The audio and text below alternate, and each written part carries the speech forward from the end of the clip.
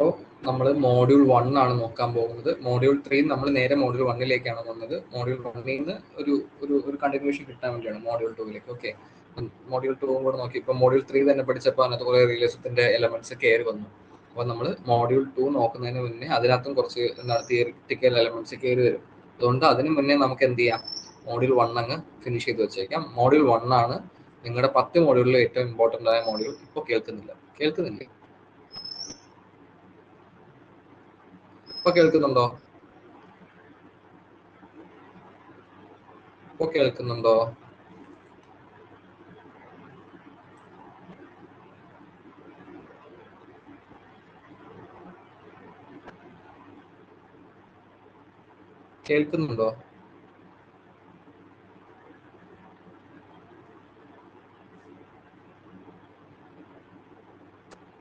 കേൾക്കുന്നുണ്ടോ?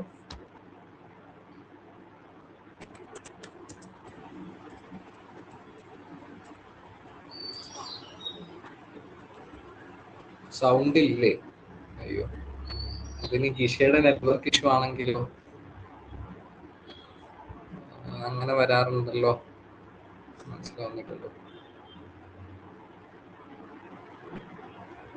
ഓക്കെ, അപ്പം മോഡ്യൂൾ 1 ആണ് നമ്മൾ നോക്കാൻ പോകുന്നത്. ഞാൻ നേരത്തെ പറഞ്ഞ പോലെ മോഡ്യൂൾ 3യിൽ നിന്ന് നമ്മൾ 1ലേക്ക് പോവുകയാണ്. കാരണം രണ്ടാമത്തെ മോഡ്യൂൾ തുടങ്ങുന്നതിന് ഒരു കണ്ടിന്യൂഷൻ കിട്ടാൻ വേണ്ടിയാണ്. ഓക്കെ, അപ്പൊ മോഡ്യൂൾ 1 ആണ് നിങ്ങളുടെ 10 മോഡ്യൂളിലും ഇന്റർനാഷണൽ റിലേഷൻസിൽ ഏറ്റവും കൂടുതൽ പ്രീവിയസ് ഇയർ ക്വസ്റ്റ്യൻസ് വന്നിട്ടുള്ള വെയിറ്റേജ് ഉള്ള വിഭാഗം എന്ന് പറയുന്നത് തിയറിയാണ്. ബേസിക്കലി നമുക്ക് ഒരുപാട് ഡീപ്പിലേക്കൊന്നും പോകേണ്ട തിയറിയില്ല. ഓക്കെ, പക്ഷെ എല്ലാത്തിനും ഒരു ബേസിക് ഐഡിയ ഉണ്ടാക്കി വെക്കുക. ഓക്കെ, അപ്പൊ മോഡ്യൂൾ 1 നമ്മൾ സ്റ്റാർട്ട് ചെയ്യാണ്. അപ്പൊ നമ്മൾ പ്രൈമറി ആയിട്ട് ഡിസ്കസ് ചെയ്യാൻ പോകുന്നത് realism, neo realism, structure realism, offensive and defensive realism, idealism, liberalism, neo liberalism, institutional liberalism, constructivism, system theory, game theory, communication theory, decision making theory and dependency തിയറിയാണ്. അപ്പം ഇത്രയും തിയറികൾ ഉണ്ട് എന്നൊന്നും വിചാരിക്കേണ്ട. കണ്ടോ, ഒരു 16 സ്ലൈഡേ ഉള്ളൂ.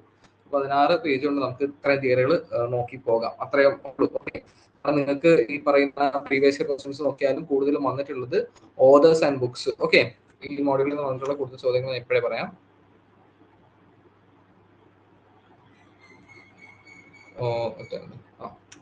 ഓതേഴ്സും ബുക്സും. ഓക്കെ, ഓതേഴ്സും ബുക്സും അതേ കണക്ക് തന്നെയാണ് റീസൺ അസോസിയേഷൻ ചോദ്യങ്ങൾ. ഈ റീസൺ അസോസിയേഷൻ ചോദ്യങ്ങൾ വരുമ്പോൾ നമ്മൾ എന്ത് മനസ്സിലാക്കണം?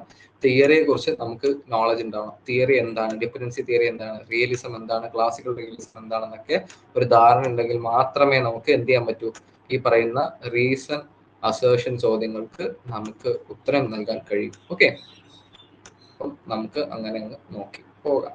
ഓക്കെ, ഫസ്റ്റ് നമുക്ക് ഒന്ന് ഐഡിയലിസത്തിന്റെ ഒന്ന് ബേസിക്സ് നോക്കിയിട്ട്. Idealism in IR emerges during first world war. First world വാറിന്റെ ടൈമിലാണ് ഐഡിയലിസം എന്ന് പറയുന്ന എമേഴ്സ് ആയി വരുന്നത്. Idealism argued that war can be avoided by reforming international system. Okay, core point, mutual benefit and international cooperation. Basically idealism എന്ന് പറയുന്ന idea അല്ലെങ്കിൽ theory എന്ന് പറയുന്നത് റിയലിസത്തിന്റെ ഓപ്പോസിറ്റ് ആണ് കേട്ടോ. റിയലിസത്തിന്റെ ഓപ്പോസിറ്റ് ഐഡിയ ആണ് ഈ പറയുന്ന ഐഡിയലിസം എന്ന് പറയുന്ന തിയറി. ഓക്കെ,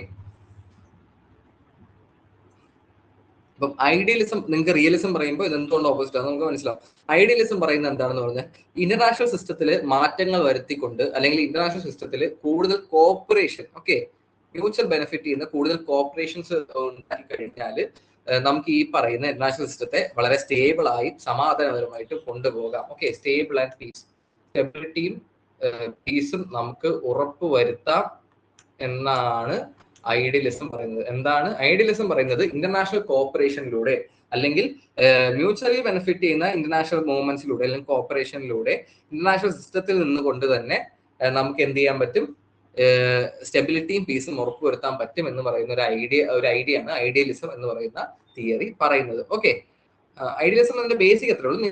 റിയലിസം നോക്കിയിട്ട് ഐഡിയലിസം റിയലിസം തമ്മിൽ ഒന്ന് കമ്പയർ ചെയ്ത് പഠിക്കാം. അപ്പൊ നമുക്ക് ആ ഒരു ഐഡിയ മനസ്സിലാവും. ഓക്കെ, അപ്പൊ റിയലിസം എന്താണെന്ന് നോക്കാം.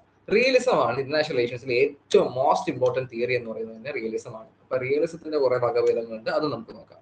Main points. Realism theory in IR എമേഴ്സ് during 1930s and 40s. അപ്പൊ 1930s 40s ടൈമിലാണ് റിയലിസം എന്നൊരു തിയറി എന്ന രീതിയിൽ എമേഴ്സ് ആയി വരുന്നത്.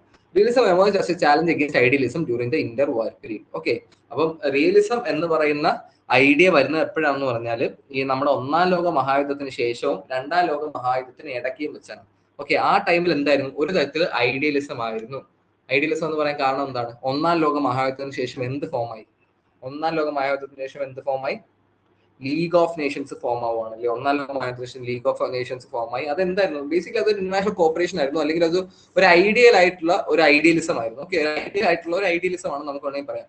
അതായത് ലോകത്തിലെ എല്ലാ രാജ്യങ്ങളെയും സമാധാനപരമായിട്ട് ഒരു കോപ്പറേഷനിലൂടെ, അല്ലെങ്കിൽ എല്ലാവരെയും അങ്ങോട്ടും ഇങ്ങോട്ടും മ്യൂച്വലി സഹകരിച്ചുകൊണ്ട് മുന്നോട്ട് പോവുക എന്നൊരു ഐഡിയ ആയിരുന്നു ലീഗ് ഓഫ് നേഷൻസ് വെച്ചിരുന്നത്. പക്ഷെ ആ ഐഡിയലിസം എന്തായി? പാളിപ്പോയി. അപ്പോഴാണ് റിയലിസം എന്ന് പറയുന്ന സംഭവം എമേർജ് ആവുന്നത്, അല്ലെങ്കിൽ റിയലിസം എന്ന് പറയുന്ന കോൺസെപ്റ്റ് ഈ പറയുന്ന പൊളിറ്റിക്കൽ സയൻസിൽ എമേർജ് ആവുന്നത്. Realism believes in this core points. Pessimistic view of human nature. Human nature is greedy, have less for power. IR is necessarily conflictual in nature. Conflicts are ultimately resolved by war.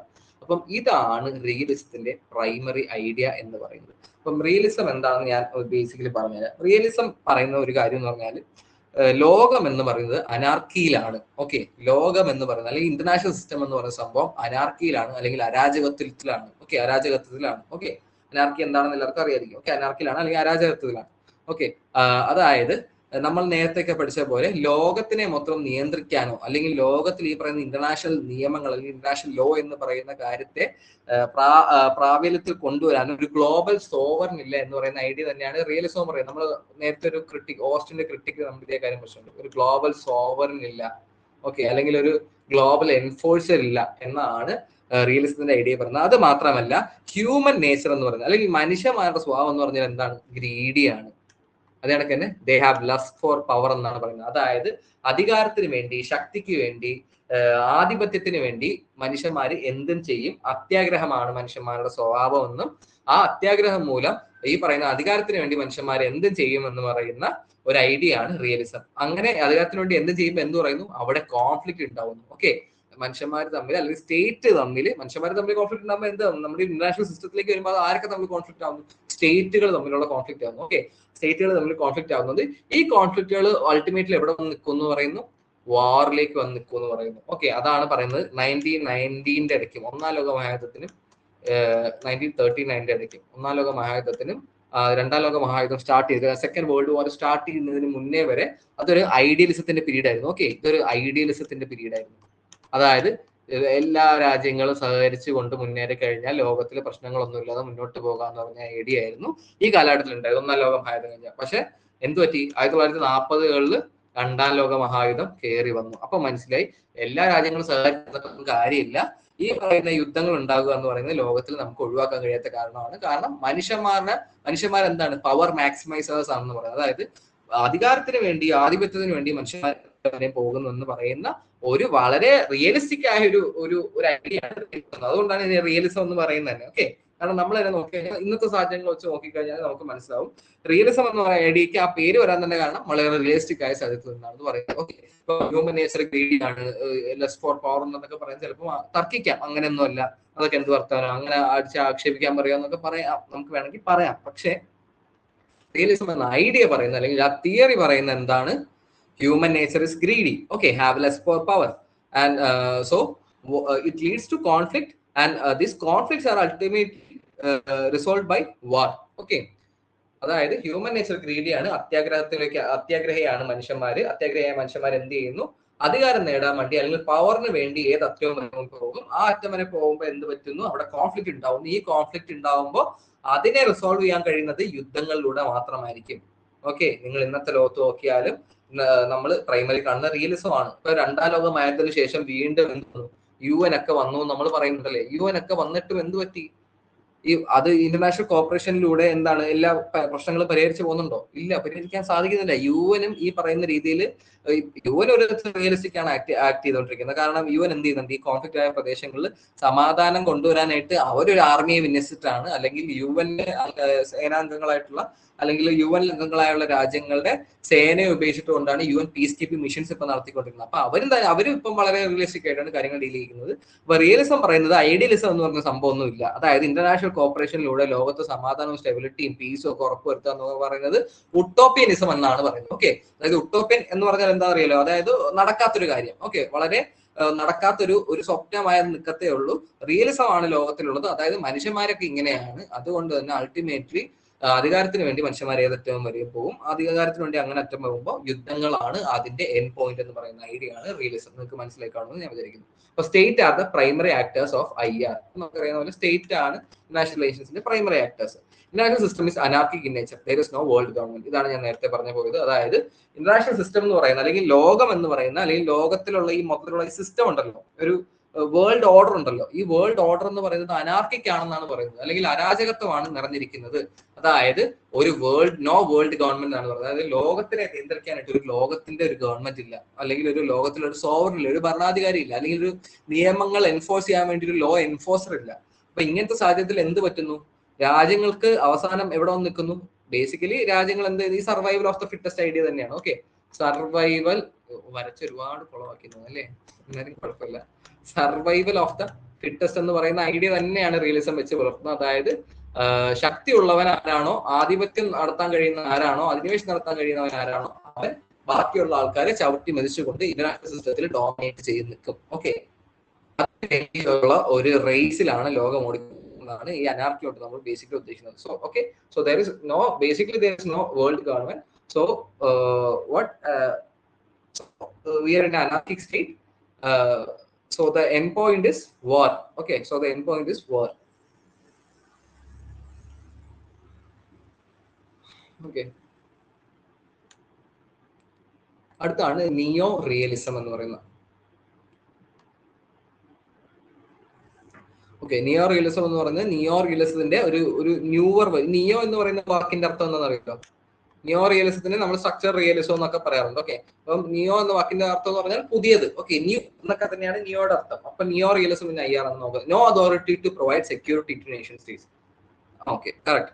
നിയോ എന്ന് പറഞ്ഞാൽ new എന്നാണ്, correct. അപ്പം no authority to provide security to nation states. അപ്പൊ neo realism പറയുന്നത് എന്താണെന്ന് പറഞ്ഞാൽ, നമ്മൾ neo realism ഒക്കെ സെയിം തന്നെയാണ് കേട്ടോ. പിന്നെ റിയലിസത്തിൽ കുറച്ചും കൂടെ സ്ട്രക്ചറൽ അല്ലെങ്കിൽ ഇന്റർനാഷണൽ സിസ്റ്റത്തിനാണ് കുറച്ചും കൂടെ നിയോ റിയലിസം പ്രാധാന്യം കൊടുക്കുന്നത്.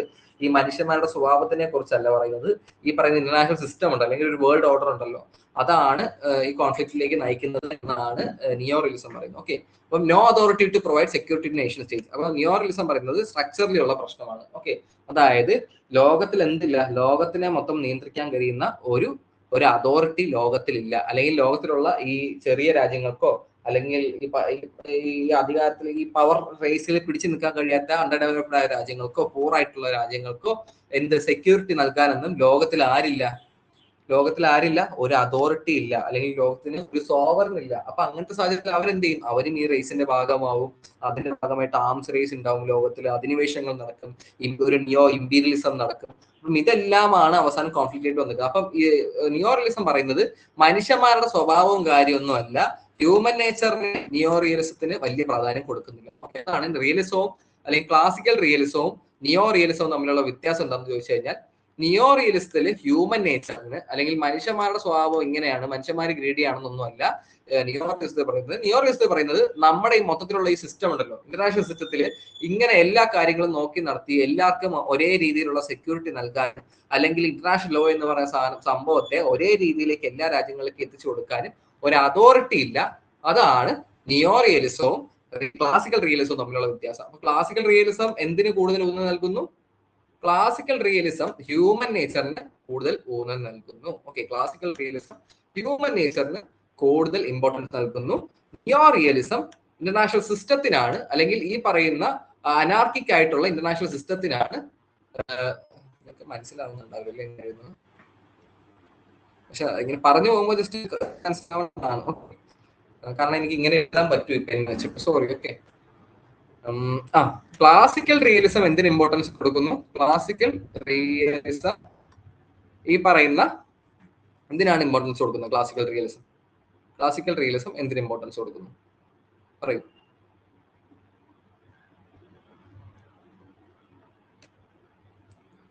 ക്ലാസിക്കൽ റിയലിസം എന്തിന് ഇമ്പോർട്ടൻസ് കൊടുക്കുന്നു? ഹ്യൂമൻ നേച്ചർ ആണ് ക്ലാസിക്കൽ റിയലിസത്തിൽ കുറച്ചും കൂടെ ഇമ്പോർട്ടന്റ്. ഈ പറയുന്ന എന്താണ് ഇന്റർനാഷണൽ സിസ്റ്റത്തിനെ കുറിച്ചൊക്കെ പറയുന്നുണ്ട്. ഓക്കെ, അനാർക്കിക് നേച്ചർ ആണ് കാര്യങ്ങളൊക്കെ പറയുന്നെങ്കിലും ക്ലാസിക്കൽ റിയലിസത്തിന് കുറച്ചും കൂടെ ഒരു ഊന്നൽ നൽകുന്നത് ഹ്യൂമൻ നേച്ചർ ആണ്. അതായത് നമ്മൾ പറഞ്ഞ ഹ്യൂമൻ നേച്ചർ ഗ്രീഡിയാണ്, മനുഷ്യന്മാര് എന്താണ് തല്ലുകൊള്ളികളാണ്, അത് കണക്ക് തന്നെ ഭയങ്കര അത്യാർത്ഥിയുള്ള മനുഷ്യന്മാരാണ്, അത് കണക്ക് ഈ പവറിന് വേണ്ടി ഏതറ്റം വരെയും പോകും. ലസ്റ്റ് ഫോർ പവർ എന്നാണ് പറയുന്നത്. ഓക്കെ, ലസ്റ്റ് ഫോർ പവർ എന്നാണ് പറയുന്നത്. ആ വേർഡ് എത്ര പവർഫുൾ ആണെന്ന് ആലോചിച്ച് നോക്കുക. ലസ്റ്റ് ഫോർ പവർ എന്നാണ് പറയുന്നത്. ഓക്കെ, അപ്പം ഇത് അവസാനം ഇങ്ങോട്ട് നിൽക്കുന്നു, കോൺഫ്ലിക്റ്റിലേക്ക് വന്നിരിക്കുന്നു. ഈ കോൺഫ്ലിക്റ്റ് ആണ് അവസാനം ഈ പറയുന്ന യുദ്ധങ്ങളിലേക്ക് വന്നിരിക്കുന്നതാണ് ക്ലാസിക്കൽ റിയലിസം പറയുന്നത്. പക്ഷെ നിയോ റിയലിസത്തിലേക്ക് വരുമ്പോൾ അത് എന്തായിട്ട് മാറുന്നു? കുറച്ചും കൂടെ നിയോ റിയലിസം പറയുന്നത് ഇന്റർനാഷണൽ സിസ്റ്റത്തിനെ കുറിച്ചാണ്, അല്ലെങ്കിൽ സ്ട്രക്ചറിനെ കുറിച്ചാണ്. ഓക്കെ, ഇന്റർനാഷണൽ സ്ട്രക്ചർ എന്ന് പറയുന്നത് എന്താണ്?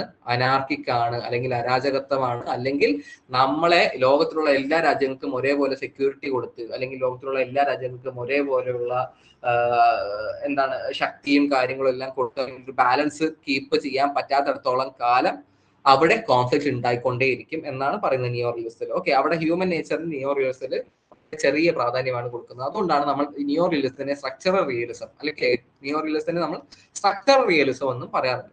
State can create conducive environment despite anarchy by equalising balance of power. അപ്പൊ ഇവര് പറയുന്നത് എന്താണ്? സ്റ്റേറ്റിൽ ഒരു ബാലൻസ് ഓഫ് പവർ ക്രിയേറ്റ് ചെയ്ത്, നമുക്കറിയാലേ ബാലൻസ് ഓഫ് പവർ എന്ന് പറഞ്ഞാൽ എന്താണ്?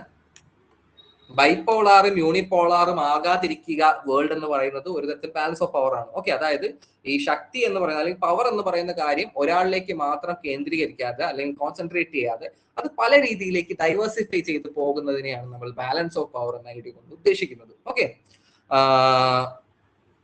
അപ്പൊ നിയോ റിയലിസം പറയുന്നത് ബാലൻസ് ഓഫ് പവറിലൂടെ നമുക്ക് ഈ പറയുന്ന അനാർക്കിയിൽ നിന്ന് ഒരു മോചനം വേണമെങ്കിൽ നേടിയെടുക്കാം. ഓക്കെ, ബാലൻസ് ഓഫ് പവറിലൂടെ. അപ്പൊ ബാലൻസ് ഓഫ് പവർ വരുമ്പോൾ എന്ത് ചെയ്യുന്നു? ഒരാളിലേക്ക് മാത്രം ഒരു ഡോമിനേഷൻ പോവാതിരിക്കും, അല്ലെ? Hegemony, balance of power, balance of threat are key debates. Okay, ഇതിനകത്ത് വരുന്ന കുറച്ച് കീ ഡിബേറ്റ്സ് ആണ്. അപ്പൊ നമുക്ക് നിയോ റിയലിസം, സ്ട്രക്ചർ റിയലിസം തമ്മിൽ കുറച്ച് ഇമ്പോർട്ടന്റ് പോയിന്റ്സ് നോക്കാം. അപ്പം ഇതിനകത്ത് നമ്മൾ നിയോ റിയലിസം വരുന്ന കുറച്ച് കാര്യങ്ങളാണ് നോക്കാൻ പോകുന്നത്, കെനത്ത് വാൾട്സിന്റെ. അപ്പം ഇതിനകത്ത് കൊടുത്തേക്കെന്ന് പറഞ്ഞാൽ പുള്ളിയുടെ പേര് മെയിൻ തിങ്കർ പ്രൊപ്പോണ്ട് ചെയ്ത ഐഡിയ, പിന്നെ നിയോ റിയലിസത്തിനെ കുറിച്ച് പുള്ളി പറഞ്ഞിട്ടുള്ള കുറച്ച് കാര്യങ്ങള്. ഓക്കെ, ഇത് ഡിഫൻസീവ് റിയലിസം അല്ല കേട്ടോ, ഇവിടെ പറഞ്ഞേക്കുന്ന ഡിഫൻസീവ് റിയലിസം ഒരു പാർട്ട് ആണെങ്കിലും അതല്ലാത്ത കാര്യങ്ങളുണ്ട്. പിന്നെ പുള്ളിയുടെ ഇമ്പോർട്ടന്റ് ബുക്ക്. ഓക്കെ, അപ്പം നിങ്ങൾ മനസ്സിലാക്കുക, ഇതെല്ലാം ഇമ്പോർട്ടന്റ് ആണ്. ഓക്കെ, കെനത്ത് വാൾസ് മാത്രമല്ല, നമ്മൾ ഇതിനകത്ത് പറയുന്ന ആൾക്കാരുടെ പേരും എല്ലാവരുടെയും നല്ല, ഞാൻ കുറച്ച് ഇമ്പോർട്ടന്റ് ആയിട്ടുള്ള പേരുകൾ പറയാം. ഓക്കെ, പേരും അയാൾ പ്രൊപ്പോണ്ട് ചെയ്ത ഐഡിയയും അയാൾ പറഞ്ഞിട്ടുള്ള കാര്യവും അയാൾ എഴുതിയ ബുക്കും, അത് അത്ര ഇമ്പോർട്ടന്റ് ആണ്. ഓക്കെ, കുറച്ച് വെള്ളം കുടിക്കില്ല.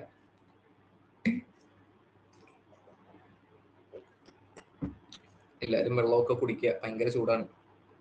ഓക്കെ, അപ്പൊ കെനത്ത് വാൾസ് എന്ന് പറയുന്നത് നിയോ റിയലിസത്തിന്റെ ഒരു one of the very important propounder, അല്ലെങ്കിൽ ഒരു പ്രൊപ്പൗണ്ടർ ആണ് കെനത്ത് വാൾസ് എന്ന് പറയുന്ന ആള്. ഓക്കെ, കെനത്ത് വാൾസ് എന്ന് പറയുന്ന ആള് നമ്മൾ ക്ലാസിക്കൽ റിയലിസം നോക്കുമ്പോൾ നമ്മൾ ഹാൻസ് മോർഗൻ തിയറിനെ കുറിച്ചും പഠിക്കും. ഓക്കെ, അപ്പം നിയോ റിയലിസത്തിന്റെ ഒരു പ്രധാനപ്പെട്ട ഒരു ഉപജ്ഞാതാവാണ് കെനത്ത് വാൾസ്. അപ്പൊ കെനത്ത് വാൾസ് പറഞ്ഞ ഒരു ടൈപ്പ് ഓഫ് റിയലിസം ആണ് ഡിഫെൻസീവ് റിയലിസം എന്ന് പറയുന്നത്. ഓക്കെ, ഡിഫെൻസീവ് റിയലിസം എന്ന് പറഞ്ഞാൽ realist who seek for security എന്നാണ്. ഓക്കെ, ഈ ഡിഫെൻസീവ് റിയലിസത്തിന്റെ ബേസിക് ഐഡിയ എന്ന് പറഞ്ഞാല് ഡിഫെൻസീവ് റിയലിസം ഉണ്ട്, ഒഫൻസീവ് റിയലിസം ഉണ്ട്. ഓക്കെ, അപ്പം ഡിഫെൻസീവ് റിയലിസം എന്ന് പറഞ്ഞു കഴിഞ്ഞാൽ കമ്പയർ ചെയ്ത് നമുക്ക് പോവാം. ഡിഫെൻസീവ് റിയലിസം എന്ന് പറഞ്ഞു കഴിഞ്ഞാൽ realist to seek for security എന്നാണ്. അതായത് ആ സ്റ്റേറ്റിന്റെ സെക്യൂരിറ്റിക്ക് വേണ്ടി ഈ പറയുന്ന എന്താണ് ഒരു ആംസ് റേസിന്റെ ഭാഗമാകുന്നതിനെയാണ് ഡിഫെൻസീവ് റിയലിസം എന്ന് പറയുന്നത്. ഓക്കെ, ഈ ഡിഫെൻസീവ് റിയലിസ്റ്റുകളുടെ ഒരു ഐഡിയ എന്ന് പറയുന്നത് അങ്ങോട്ട് കയറി ആക്രമിക്കുക, അധിനിവേശം നടത്തുകയൊന്നും അല്ല. ഇങ്ങോട്ട് നമ്മൾ ഒരു തരത്തിലൊരു ഡിറ്ററൻസ് ആണ്. ഓക്കെ, ഡിഫെൻസീവ് റിയലിസം എന്ന് പറഞ്ഞാൽ ഒരു തരത്തിലൊരു ഡിറ്ററൻസ് ആണ്. അതായത് ഇങ്ങോട്ട് ആക്രമണങ്ങൾ വരാതെ തടുക്കാൻ വേണ്ടി എന്താണ് കുറച്ച് നമ്മൾ ആയുധങ്ങൾ സംഭരിക്കുന്നതും, അല്ലെങ്കിൽ ന്യൂക്ലിയർ പ്രോഗ്രാമിന്റെ ഭാഗമാകുന്നതിനൊക്കെ നമുക്ക് വേണമെങ്കിൽ ഡിഫെൻസീവ് റിയലിസം എന്ന് പറയാം. ഇത് ഡിഫെൻസീവ് റിയലിസത്തിന്റെ ഐഡിയ എന്ന് പറയുന്നത് അങ്ങോട്ട് കയറി പുഷ് ചെയ്യാനോ അല്ലെങ്കിൽ അങ്ങോട്ട് കയറി അധിനിവേശം നടത്തുകയെന്നോ അല്ല. ഡിഫെൻസീവ് റിയലിസത്തിന്റെ ആവശ്യം എന്ന് പറഞ്ഞാൽ ബേസിക്കലി സെക്യൂരിറ്റിയാണ്. സെക്യൂരിറ്റിക്ക് വേണ്ടി കുറച്ച് റിയലിസ്റ്റിക് ആയ ഈ പറയുന്ന ഒരു സ്റ്റേറ്റിന്റെ ഒരു കാര്യങ്ങളിലേക്ക് വരുമ്പോൾ എന്താണ് കുറച്ച് മിലിറ്ററി ശക്തമാക്കുക, അല്ലെങ്കിൽ ന്യൂക്ലിയർ പ്രോഗ്രാം സ്റ്റാർട്ട് ചെയ്യുക. അപ്പൊ ഇതൊക്കെ എന്താണ് ബേസിക്കലി ഇപ്പം ഇന്ത്യയുടെ ന്യൂക്ലിയർ പ്രോഗ്രാം എന്നൊക്കെ പറഞ്ഞാൽ ഒരു തരത്തിൽ ഡിഫെൻസീവ് റിയലിസം ആണ്. ഓക്കെ, അതായത് ഇങ്ങോട്ട് ആക്രമണങ്ങളൊന്നും ഉണ്ടാവില്ല, ഒരു തരത്തിൽ ഡിറ്ററൻസ് എന്നാണ് നമുക്ക് പറയാം. പക്ഷെ ഒഫൻസീവ് റിയലിസം എന്ന് പറയുന്നത്, ഒഫൻസീവ് റിയലിസത്തിന്റെ മെയിൻ പ്രൊപ്പോണ്ടറിന്റെ പേരാണ് ജോൺ മെർഷൈമർ. ഓക്കെ, ഒഫൻസീവ് റിയലിസത്തിന്റെ മെയിൻ പ്രൊപ്പോണ്ടറിന്റെ പേര് എന്താണ്? John Mearsheimer. ഡിഫെൻസീവ് റിയലിസത്തിന്റെ മെയിൻ പ്രൊപ്പോണ്ടർ ആരാണ്? Kenneth Waltz. Okay, offensive release എന്ന് പറഞ്ഞാലും ആ പേരൊക്കെ തന്നെയാണ്. ഒഫൻസീവ് റിലീസിന്റെ മെയിൻ ഐഡിയ എന്ന് പറഞ്ഞാൽ realist to seek for power എന്നാണ്. ഓക്കെ, ഒഫൻസീവ് റിയലിസം പറയുന്നതാണ് നമ്മൾ നേരത്തെ പറഞ്ഞ ഈ കോൺഫ്ലിക്റ്റ് ഉണ്ടാവാൻ ചാൻസ് ഉള്ള റിയലിസം ആണ് ജോൺ മെർഷേമർ പറയുന്നത്. അതായത് ഈ പറയുന്ന എന്താണ് ആയുധങ്ങൾ ശേഖരിക്കുന്നതും അല്ലെങ്കിൽ മിലിറ്ററി ശക്തിപ്പെടുത്തുന്നതും ഒരു രാജ്യം അല്ലെങ്കിൽ ന്യൂക്ലിയർ പ്രോഗ്രാം ചെയ്യുന്നതെല്ലാം ഒഫൻസീവ് റിയലിസം ആണെന്നാണ് ജോൺ മെർഷേമർ പറയുന്നത്. അതായത് അല്ലെങ്കിൽ പവർ മാക്സിമൈസേഷൻ എന്ന് നമുക്ക് വേണമെങ്കിൽ ഇതിനെ പറയാം. ഓക്കെ, പവർ മാക്സിമൈസേഷൻ, പവർ മാക്സിമൈസേഴ്സ് എന്നും മാക്സിമൈസേഴ്സ്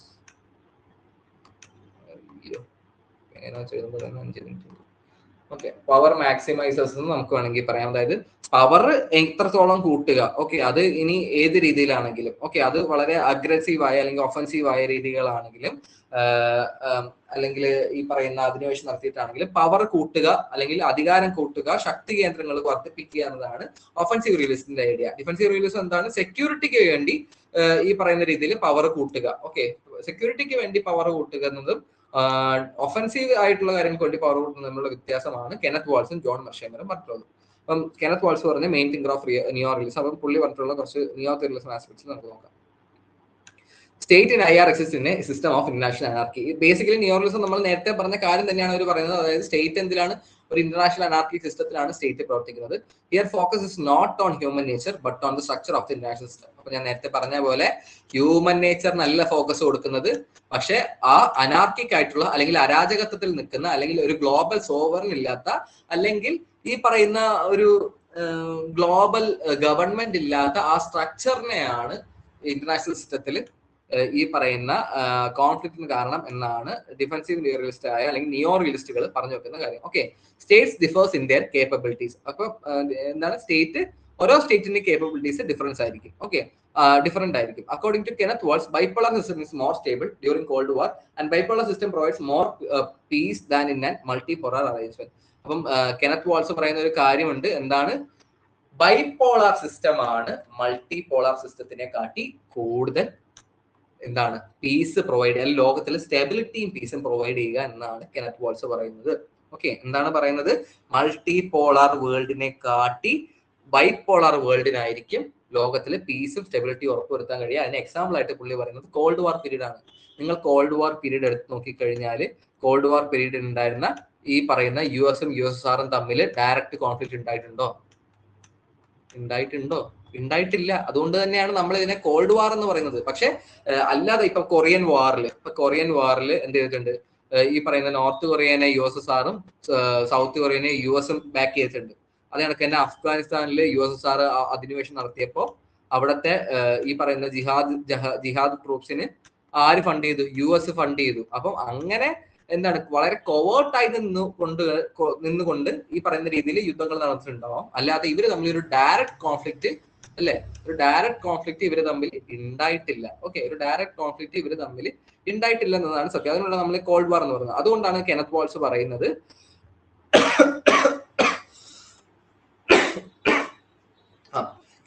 പറയുന്നത് ബൈപോളാർ സിസ്റ്റത്തിലായിരിക്കും കൂടുതൽ സ്റ്റെബിലിറ്റി. കാരണം ബൈപോളാർ സിസ്റ്റത്തിൽ നിൽക്കുമ്പോൾ ഇരു രാജ്യങ്ങളും തമ്മിൽ ഒരു കോൺഫ്ലിക്റ്റ് ഉണ്ടായിക്കഴിഞ്ഞാൽ എന്തായിരിക്കും?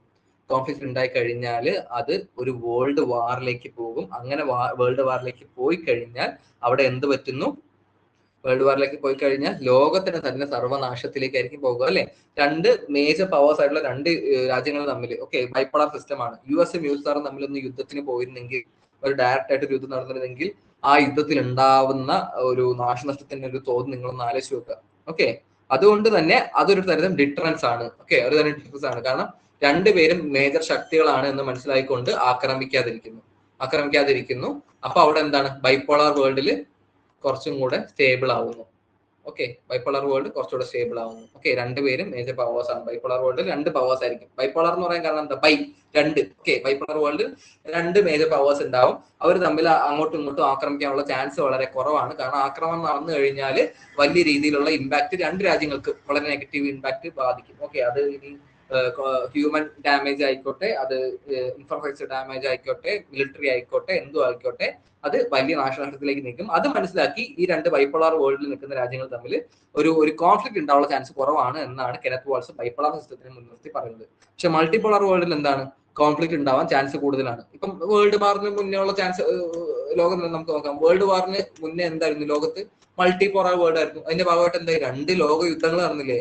2 വേൾഡ് വാർ നടന്നില്ലേ? 2 വേൾഡ് വാർ നടക്കുന്ന ടൈമിലെല്ലാം ലോകം എന്താണ്? മൾട്ടി പോളാർ ആണ്. ഓക്കെ, അയ്യോ മൾട്ടി പോളാർ ആണ്. അപ്പം ഇതാണ് ബേസിക്കലി പറഞ്ഞു നോക്കുന്നത്. പുള്ളി എന്താണ് പറഞ്ഞത്? Bipolar world. ഇത് വേണമെങ്കിൽ നിങ്ങൾക്ക് ഒരു റീസണും അസേഷനുമായിട്ട് ചോദിക്കാം. ഓക്കെ, ഒരു റീസൺ കൊടുക്കുകയാണ്. Bipolar system is more stable and it provides more peace എന്ന്. അപ്പം അതിന് അസേഷൻ കൊടുക്കുകയാണ്. അതിന് റീസൺ ആയിട്ട് വേറൊരു കാര്യവും കൊടുക്കാം. ഓക്കെ, അപ്പൊ റീസൺ ആയിട്ട് പറയാൻ എന്താണ്? ഈ പറയുന്ന ബൈപോളാർ വേൾഡിൽ ഡിറ്ററൻസ് വർക്ക് ആവുന്ന ഒരു റീസൺ കൊടുക്കാം. അപ്പൊ അത് കറക്റ്റ് ആണോ ശരിയാണോ എന്ന് ചോദിക്കാം. അപ്പൊ ഈ ഐഡിയ മനസ്സിലാക്കി വെക്കുക. Okay, he gave 3 levels of analysis: individual level, state level, international system level. അത് നമ്മൾ അത്ര ഡീറ്റെയിൽ ആയിട്ട് നോക്കണ്ട. ഒരു 3 level of analysis ചോദിച്ചാൽ മാത്രം നോക്കിയാൽ മതി. ഓക്കെ, അത്ര ഡീറ്റെയിൽ ആയിട്ട് നോക്കേണ്ട ആവശ്യം. നമുക്ക് ഒരുപാട് ഡീറ്റെയിൽ ആയിട്ട് ഒരു അങ്ങനെ തിയറി പഠിക്കേണ്ട ആവശ്യമില്ല. അതിന്റെ ഒരു ഐഡിയ മനസ്സിലാക്കി വെക്കുക എന്നതാണ് മെയിൻ. ഓക്കെ, പിന്നെ ജോൺ മെർഷൈമറിന്റെ ഒഫൻസീവ് റിയലിസം എന്താണെന്ന് പറഞ്ഞു. പവർ മാക്സിമൈസേഷൻ ആണ് ഒഫൻസീവ് റിയലിസം. മറ്റേത് എന്താണ്? ഡിഫൻസീവ് റിയലിസം സെക്യൂരിറ്റിക്ക് വേണ്ടി പവർ സീക്ക് ചെയ്യുന്നു. Okay, a main thinker of neo-realist stability theory, he considered 3 reasons why bipolar system are more. പുള്ളി പറഞ്ഞ റീസൺ നമുക്ക് നോക്കണ്ട. ബൈപോളാർ സിസ്റ്റം എന്തുകൊണ്ട് മൾട്ടിപോളാർ സിസ്റ്റത്തിനെ കാട്ടി സ്റ്റേബിൾ ആയിരിക്കുന്നെന്നും പുള്ളിയും പറഞ്ഞിട്ടുണ്ട്. ഓക്കെ, ജോൺ മെർഷൈമറും പറയുന്നത് എന്താണ്? ബൈപോളാർ സിസ്റ്റം ആണ് മൾട്ടിപോളാർ സിസ്റ്റത്തിനെ കാട്ടി സ്റ്റേബിൾ എന്നാണ് പറഞ്ഞത്. പുള്ളി എഴുതിയ പ്രസിദ്ധമായ ബുക്കാണ് tragedy of great power politics. Okay, 2001 അത് എഴുതിയിരിക്കുന്നത്. Tragedy of great power politics എഴുതിയവരാണ് ജോൺ മെർഷൈമർ. അത് കണക്ക് തിയറി ഓഫ് ഇന്റർനാഷണൽ പൊളിറ്റിക്സും man, the state and war എഴുതിയത് ആരുടേതാണ്? Kenneth Waltz. ഞാൻ പറഞ്ഞു ബുക്ക് ഇമ്പോർട്ടന്റ് ആണ്. ബുക്കും ഓതറും വളരെ ഇമ്പോർട്ടന്റ് ആണ്. കെനത്ത് വാൾസ് എഴുതിയ ഇപ്പം തന്നെ പഠിച്ചാൽ നോക്കാം. കെനത്ത് വാൾസ് എഴുതിയ ബുക്ക് ഏതാണ്? കെനത്ത് വാൾസ് എഴുതിയ ബുക്കാണ് man, state and war, theory of international പൊളിറ്റിക്സും. ജോൺ മെർഷൈമർ എഴുതിയ ബുക്കാണ് tragedy of great power politics.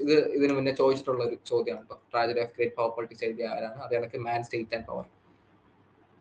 ഭയങ്കര ഫേമസ് ബുക്കാണ് man, state and war. Okay, man, state and war വളരെ ഫേമസ് ബുക്കാണ്.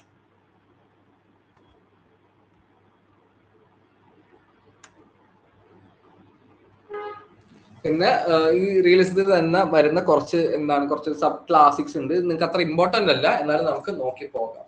ഓക്കെ, ഫരീദ് സക്കറിയ പറഞ്ഞിട്ടുണ്ട്. ഫരീദ് സക്കറിയ പറഞ്ഞത് നിയോ ക്ലാസിക്കൽ റിയലിസം ആണ്. ഓക്കെ, ഫരീദ് സക്കറിയ പറഞ്ഞ ഒരു ഐഡിയ ആണ് നിയോ ക്ലാസിക്കൽ റിയലിസം. എന്താന്ന് നോക്കാം. നിയോ classical realism combines both elements of classical and neo realism. Neo classical realism combines structure of international system is anarchic in nature and also mentions the importance of domestic factors. Neo classical realism എന്താണ് പറയുന്നത്? Basically അതൊരു combination ആണ്. അതായത് ഇവർ പറയുന്നത് human നേച്ചറും പ്രശ്നമാണ് നിയോ classical റിയലിസത്തിൽ. Human നേച്ചറും പ്രശ്നമാണ്, international സിസ്റ്റവും പ്രശ്നമാണ്. രണ്ടും ഒരുപോലെ പ്രശ്നമാണെന്ന് ഐഡന്റിഫൈ ചെയ്യുന്ന ഒരു ഐഡിയ ആണ്, ഒരു തിയറിയാണ് നിയോ ക്ലാസിക്കൽ റിയലിസം. അത് പറഞ്ഞ ആളുടെ പേരാണ് ഫരീദ് സക്കറിയ. പുള്ളി എഴുതിയ ബുക്കാണ് ഫ്രം വെൽത്ത് ടു പവർ. അത് മാത്രമല്ല പുള്ളി പറയുന്നത് ഡൊമസ്റ്റിക് ഫാക്ടേഴ്സും എന്താണ്? ഡൊമസ്റ്റിക് ഫാക്ടേഴ്സും നിയോ ക്ലാസിക്കൽ റിയലിസത്തിന് അല്ലെങ്കിൽ ഈ പറയുന്ന അനാർക്കിക് നേച്ചറിൽ എന്താണ് ബാധിക്കുന്നത്? ഡൊമസ്റ്റിക് ഫാക്ടേഴ്സ് എന്ന് പറഞ്ഞാൽ ഒരു സ്റ്റേറ്റിന് ഉള്ളിൽ ഉണ്ടാവുന്ന ഫാക്ടേഴ്സ് ഉണ്ടല്ലോ.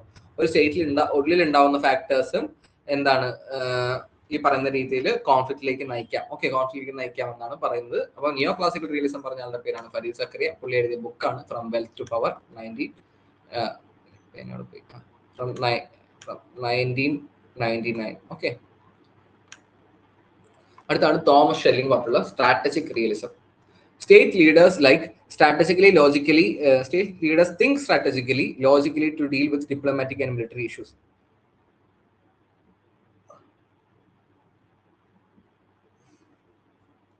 It deals with how to employ power to get our enemy to do what we decide without using brute force. അപ്പം സ്ട്രാറ്റജിക് റിയലിസം പറയുന്നത് എന്താ പറഞ്ഞാൽ ഈ പറയുന്ന രീതിയിൽ സ്ട്രാറ്റജിക് റിയലിസം കുറച്ചും കൂടെ ഇമ്പോർട്ടൻസ് കൊടുക്കുന്ന ഡിപ്ലോമസിക്കാണ്. ഓക്കെ, ഡിപ്ലോമസിക്കാണ് സ്ട്രാറ്റജിക് റിയലിസം കുറച്ചും കൂടെ ഇമ്പോർട്ടൻസ് കൊടുക്കുന്നത്. അപ്പൊ അവര് പറയുന്നത് എന്താണെന്ന് പറഞ്ഞാൽ സ്ട്രാറ്റജിക് റിയലിസത്തിന്റെ ഐഡിയ എന്ന് പറഞ്ഞാൽ നമുക്ക് ഒരു സ്റ്റേറ്റിന് വേണ്ട കാര്യത്തിന്, ഒരു സ്റ്റേറ്റിന് വേണ്ട ആവശ്യത്തിന് ഈ പറയുന്ന ഫോഴ്സ് ഒന്ന് യൂസ് ചെയ്യാതെ തന്നെ നടത്തിച്ചെടുക്കുക എന്ന് പറയുന്നതാണ് ബേസിക്കലി സ്ട്രാറ്റജിക് റിയലിസം എന്ന് പറയുന്നത്. അത് ചിലപ്പോൾ എന്താണ് ഈ പറയുന്നത് ഡിപ്ലോമസിയിലൂടെ ആവാം, അല്ലെങ്കിൽ എന്തെങ്കിലും എക്കണോമിക് കൺസ്ട്രെയിൻസ് വരുത്തിയിട്ടാവാം. ഇപ്പൊ സാങ്ഷൻ പോലുള്ള കാര്യങ്ങൾ, സാങ്ഷൻ എന്നൊക്കെ പറഞ്ഞാൽ ഒരു തരത്തിൽ ഒഫൻസീവ് മെഷർ ആണ്. എന്നാലും ഒരു ബ്രൂട്ട് ഫോഴ്സ് ഒന്നും യൂസ് ചെയ്യാതെ, അല്ലെങ്കിൽ ഒരുപാട് ഈ പറയുന്ന രീതിയിൽ ആക്രമിച്ചുകൊണ്ട് നേടിയെടുക്കുന്ന പവർ അല്ല ബേസിക്കലി. എന്താണ് ഡിപ്ലോമസിയിലൂടെ നേടിയെടുക്കുന്ന പവറാണ്. ഓക്കെ, അതായത് ഇപ്പൊ അമേരിക്കയ്ക്ക് ഒരു കാര്യം വേണം, ഇപ്പം എന്താണ് ചൈന, ഓക്കെ, ചൈനയ്ക്ക് ശ്രീലങ്കയിൽ നിന്ന് ഒരു ആവശ്യം നേടിയെടുക്കാനുണ്ട്. പക്ഷെ എന്താണ് ഒരു ആവശ്യം നേടിയെടുക്കാനുണ്ട്, ഇപ്പൊ ഹമ്പന്തോട്ട പോർട്ടിന്റെ ആവശ്യം നേടിയെടുക്കാനുണ്ട്. അവരെന്ത് ചെയ്തു? ചൈന എന്ത് ചെയ്തു? ചൈന അവർക്ക് ഒരു പ്രശ്നം വന്നപ്പോൾ ഒരുപാട് എയ്ഡ് കൊടുത്ത് സഹായിച്ചു. ശ്രീലങ്കയിലെ സിവിൽ വാറും കാര്യങ്ങൾ ടൈമിൽ ഒരുപാട് എയ്ഡ് ഒരുപാട് എയ്ഡ് കൊടുത്തു അവരെ, അല്ലെങ്കിൽ ഇൻഫ്രാസ്ട്രക്ചർ പരമായിട്ട് മിലിറ്ററി പരമായിട്ടൊക്കെ ഒരുപാട് സഹായിച്ചു. അപ്പൊ എന്ത് പറ്റി? ഇവർക്ക് വേണ്ട ആവശ്യങ്ങൾ നേടിയെടുക്കാൻ ശ്രീലങ്കയിൽ ഈ പറയുന്ന ഹമ്പന്തോട്ട പോലെയുള്ള വളരെ സ്ട്രാറ്റജിക്കലി ഇമ്പോർട്ടന്റ് ആയ പോർട്സ് നേടിയെടുക്കാൻ ചൈനയ്ക്ക് അതിലൂടെ സാധിച്ചു. അപ്പൊ അതൊക്കെ എന്താണ്? അതൊരു തരത്തിൽ സ്ട്രാറ്റജിക് റിയലിസം ആണ്. വളരെ സ്ട്രാറ്റജിക്കലി ലോജിക്കലി ഡിപ്ലോമസി ഉപയോഗിച്ച് നേടിയെടുക്കുന്നതാണ്. Okay, diplomacy is bargaining act according to Schelling. അപ്പൊ ഡിപ്ലോമസി ഈസ് ബാർഗൈനിങ് എന്ന് പറഞ്ഞ ആരാണ്? തോമസ് ഷെല്ലിംഗ് ആണ്. ഓക്കെ, തോമസ് ഷെല്ലിംഗ് ആണ് സ്ട്രാറ്റജിക് റിയലിസത്തിന്റെ ആൾ. സ്ട്രാറ്റജിക് റിയലിസം എന്ന് പറഞ്ഞാൽ ഒന്നുമില്ല, ഡിപ്ലോമസിക്കാണ് അവിടെ ഇമ്പോർട്ടൻസ്, അല്ലാതെ ഈ ആക്രമിക്കുന്നതും ബ്രൂട്ട് ഫോഴ്സ് ഉപയോഗിക്കുന്നതും മിലിറ്ററി യൂസ് ചെയ്യുന്നതൊന്നുമല്ല. ഡിപ്ലോമസിക്ക് കൂടുതൽ ഇമ്പോർട്ടൻസ് കൊടുത്തുകൊണ്ട് അല്ലെങ്കിൽ ഒരു രാജ്യത്തിന് വേണ്ട, അല്ലെങ്കിൽ ഒരു സ്റ്റേറ്റിന് വേണ്ട കാര്യങ്ങൾ ഈ പറയുന്ന ഫോഴ്സ് ഒന്നും ഉപയോഗിക്കാതെ നേടിയെടുക്കുന്നതിനെയാണ് നമ്മൾ സ്ട്രാറ്റജിക് റിയലിസം എന്ന് പറയുന്നത്. അപ്പൊ പുള്ളി തന്നെ പറയുന്നത് diplomacy is A bargaining act എന്നാണ് പറയുന്നത്. ഓക്കെ, ബാർഗൈനിങ് എന്താണെന്ന് അറിയാലോ. അപ്പം എന്ന് വെച്ചാൽ ബാർഗൈൻ ചെയ്ത് നേടിയെടുക്കുക. നമ്മളിപ്പോ ഊട്ടിയിലൊക്കെ പോയി കഴിഞ്ഞാൽ എല്ലാവർക്കും അറിയായിരിക്കും, നമ്മളൊരു സാധനം നമുക്ക് വേണമെങ്കിൽ അത് നമുക്ക് നഷ്ടം വരാത്ത രീതിയിലും അല്ലെങ്കിൽ നമുക്ക് മാക്സിമം പ്രോഫിറ്റ് കിട്ടുന്ന രീതിയിലായിരിക്കും നമ്മളൊരു കടക്കാരനോട് എന്താണ് ബാർഗൈൻ ചെയ്യുന്നത്, അല്ലേ? നമ്മൾ ബാർഗൈൻ ചെയ്യുന്നത് എന്തിനു വേണ്ടിയിട്ടാ? നമുക്ക് മാക്സിമം പ്രോഫിറ്റ് കിട്ടാൻ വേണ്ടിയിട്ടാ. ഓക്കെ, നമ്മുടെ സത്യം പറഞ്ഞാൽ നമ്മൾ ബാർഗൈൻ ചെയ്യുന്നത് വേറൊരു വളരെ ഹ്യൂമൻ നേച്ചർ പരമായിട്ട് നോക്കുകയാണെങ്കിൽ എന്താണ്, നമ്മുടെ ഒരു സെൽഫിഷ്നെസ്സും കൂടെയാണ്, അല്ലേ? അതായത് എന്റെ 10 രൂപ പോകാൻ പോലും നമ്മൾ സമ്മതിക്കില്ല എന്നൊരു ഐഡിയ വെച്ചിട്ടാണ് നമ്മൾ ബാർഗൈൻ ചെയ്യുന്നത്. ഓക്കെ, അത് തന്നെയാണ് ഡിപ്ലോമസി എന്നാണ് ഷെല്ലിംഗ് പറയുന്നത്. ഓക്കെ, നമുക്ക് അല്ലെങ്കിൽ നമ്മുടെ സ്റ്റേറ്റിന് 1 രൂപയുടെ നഷ്ടം പോലും ഉണ്ടാവരുത്. ഓക്കെ, 1 രൂപയുടെ നഷ്ടം പോലും ഉണ്ടാവരുത്. ക്യാഷ് മാത്രമല്ല, എത്തിക്കലി ആണെങ്കിലും മോറലി ആണെങ്കിലും ഒന്നിലെ നഷ്ടം ഉണ്ടാവാൻ പാടരുത്. അതാണ് ഡിപ്ലോമസിയുടെ ഒരു ബേസിക് എന്നാണ് ഈ പറയുന്ന ഷെല്ലിംഗ് പറയുന്നത്. ഓക്കെ, ഡിപ്ലോമസി ഒരു ബാർഗൈനിങ് ആണെന്നാണ് പറയുന്നത്. സ്ട്രാറ്റജി ഓഫ് കോൺഫ്ലിക്റ്റ് ആണ് പുള്ളി എഴുതിയ പുസ്തകം. ഓക്കെ, 1960. പിന്നെ ഇവരൊക്കെ കുറച്ച് ന്യൂയോർലിസത്തിന്റെ തിങ്കേഴ്സ് ആണ്. അവരെഴുതിയ ബുക്സ് ആണ് ജോസഫ് ഗ്രേഷോ എഴുതിയ കോപ്പറേഷൻ അമംഗ് നേഷൻസ്, ക്രിസ്റ്റഫർ ലെയിന്റെ പീസ് ഓഫ് ഇല്യൂഷൻ, സ്റ്റീഫൻ ക്രാസ്നറിന്റെ defending the national interest. Okay, ഇതെല്ലാം ഇവരെഴുതിയ പുസ്തകങ്ങളാണ്. അടുത്ത് നമുക്ക് ഈ പറയുന്ന ഐഡിയലിസവും റിയലിസവും തമ്മിലുള്ള ഒരു ഡിഫറൻസ് ആണ് നമ്മൾ നോക്കാൻ പോകുന്നത്. ഓക്കെ, ഒരു കമ്പാരിറ്റീവ് സ്റ്റഡിയാണ് നമ്മൾ നോക്കാൻ പോകുന്നത്.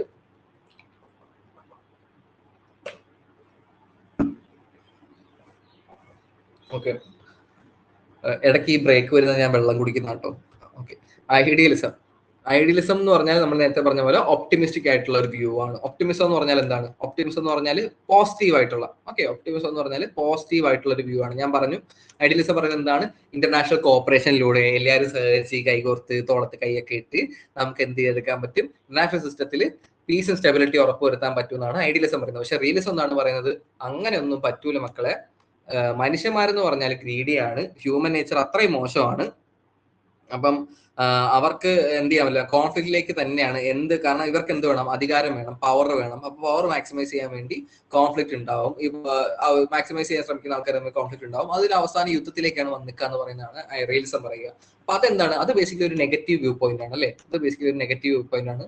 അതുകൊണ്ടാണ് അതിനെ പെസിമിസ്റ്റിക് വ്യൂ ഓഫ് IR എന്ന് പറയുന്നത്. Okay, pessimistic view of IR എന്ന് പറയുന്നത്.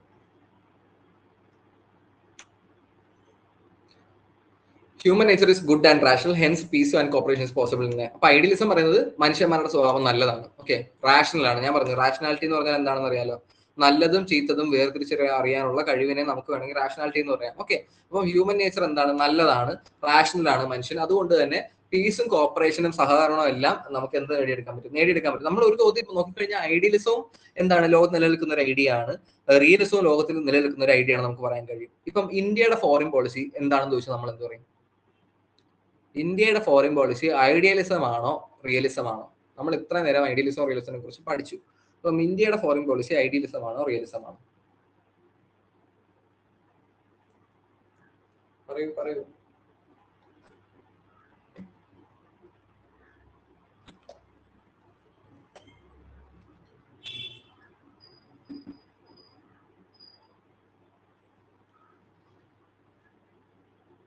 ഇന്ത്യയുടെ ഫോറിൻ പോളിസി, അല്ലെങ്കിൽ ഇന്ത്യ ഇന്റർനാഷണൽ സിസ്റ്റത്തിൽ പ്രവർത്തിക്കുന്നത് ഒരു ഐഡിയലിസം എന്ന് പറയുന്ന ഒരു ഐഡിയയിലാണോ? അതായത് ഇന്റർനാഷണൽ പീസും എല്ലാവരുമായിട്ട് സഹകരിച്ചുകൊണ്ട് ഈ പറയുന്ന രീതിയിൽ ഇന്റർനാഷണൽ ഓർഗനൈസേഷൻസിൽ ആക്റ്റീവായി പാർട്ടിസിപ്പേറ്റ് ചെയ്തുകൊണ്ട് ലോകത്തിന്റെ സമാധാനവും സ്റ്റെബിലിറ്റി ഉറപ്പുവരുത്തുകയാണോ, അല്ലെങ്കിൽ ഈ പറയുന്ന പവർ എങ്ങനെയും നേടിയെടുക്കാൻ വേണ്ടി മാക്സിമം അടിച്ച് നിൽക്കുകയാണോ, അല്ലെങ്കിൽ ഈ പറയുന്ന രീതിയിൽ ഫോഴ്സ് ഉപയോഗിക്കുന്നുണ്ടോ ഇന്ത്യ? ഐഡിയലിസം നമുക്ക് പക്ഷേ ഓക്കെ, ഐഡിയലിസം ഒരു ഒപ്പീനിയൻ. പക്ഷെ എന്നാലും ഞാൻ പറയാണ്, ഇന്ത്യയുടെ ഇപ്പം അത് വേണമെങ്കിൽ ഇത് നമുക്ക് ചർച്ച ചെയ്യാവുന്ന ഒരു പോയിന്റ് ആണ്. എന്റെ പെർസ്പെക്റ്റീവില് ഇന്ത്യയുടെ foreign policy is a mix of idealism and realism ആണ്. ഓക്കെ, ഇതൊരു ഐഡിയലിസം പ്ലസ് റിയലിസം മിക്സിലാണ് ഇന്ത്യ മാത്രമല്ല ലോകത്തിലെ ഇന്നുള്ള ഒട്ടുമിക്ക രാജ്യങ്ങളും, ഓക്കെ 99% രാജ്യങ്ങളും വർക്കാവുന്നത് mix of idealism and realism ആണ്. ഓക്കെ, രണ്ടിന്റെയും മിക്സിലാണ് ഇത് രണ്ട് വർക്ക് ആയിക്കൊണ്ടിരിക്കുന്നത്.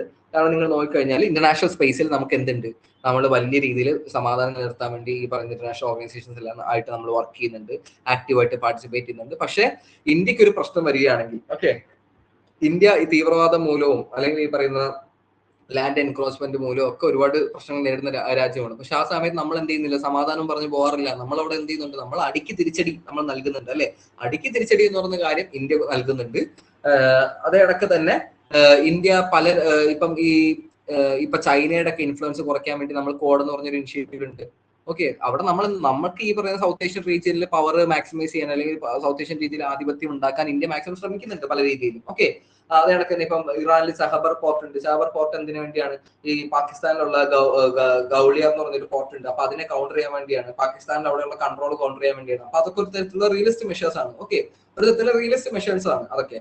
അപ്പം ഒരു mix of idealism and realism is the foreign policy of India is what I say. Okay, what I say അത് കറക്റ്റ് ആവണമെന്നില്ല, ഞാൻ പറഞ്ഞു. അത് ഇതൊരു ചർച്ചയ്ക്ക് വേണമെങ്കിൽ വെക്കാവുന്ന ഒരു കാര്യം, നിങ്ങൾക്ക് വേറെ അഭിപ്രായം ഉണ്ടാവും. ഓക്കെ, അപ്പൊ നമുക്ക് ബാക്കി നോക്കാം. അപ്പം ഐഡിയലിസം ഇതാണ് പറയുന്നത്. മറ്റേ റിയലിസത്തിൽ എന്താണ് പറയുന്നത്? Human nature is selfish and is characterised as egoism. Hence every state is looking for more and more power in anarchic world. Egoism എന്ന് പറഞ്ഞാൽ എന്താണ്? ബേസിക്കലി ഒന്നുമില്ല, ഈഗോ ആണ്. ഈഗോയിസം എന്ന് പറഞ്ഞാൽ നമ്മൾ ഉദ്ദേശിക്കുന്നത് ഈഗോയിലാണ് നമ്മൾ ഉദ്ദേശിക്കുന്നത്. അതായത് ഹ്യൂമൻ നേച്ചർ സെൽഫിഷ് ആണ്. അപ്പം കൂടുതൽ പവർ അക്യുമുലേറ്റ് ചെയ്യുക എന്ന് പറഞ്ഞൊരു ഐഡിയയിൽ മാത്രമാണ് ഹ്യൂമൻ നേച്ചർ വർക്ക് ചെയ്തുകൊണ്ടിരിക്കുന്നതാണ് റിയലിസം പറയുന്നത്. Peace and prosperity can be considered by establishment of international institutions to secure peace like League of Nations, United Nations. അപ്പം ഐഡിയലിസം പറയുന്നത് ലോകത്തില് സമാധാനവും സ്റ്റെബിലിറ്റിയും പ്രോസ്പെരിറ്റിയും ഒക്കെ ഉറപ്പുവരുത്താൻ UN പോലെയുള്ള അല്ലെങ്കിൽ ലീഗ് ഓഫ് നേഷൻസ് പോലെ ഉണ്ടായിരുന്ന സംഘടനകൾക്ക് ഇന്റർനാഷണൽ ഇൻസ്റ്റിറ്റ്യൂഷൻസിന് സാധിക്കുമെന്നാണ് പറയുന്നത്. No authority is higher than the sovereign state in India. Okay, അപ്പൊ പക്ഷെ ഈ റിയലിസത്തിൽ പറയുന്നത് എന്താണ്? സ്റ്റേറ്റ് ആണ്. ഈ പറയുന്ന സ്റ്റേറ്റിനേക്കാളും മുകളിൽ ഒന്നുമില്ല.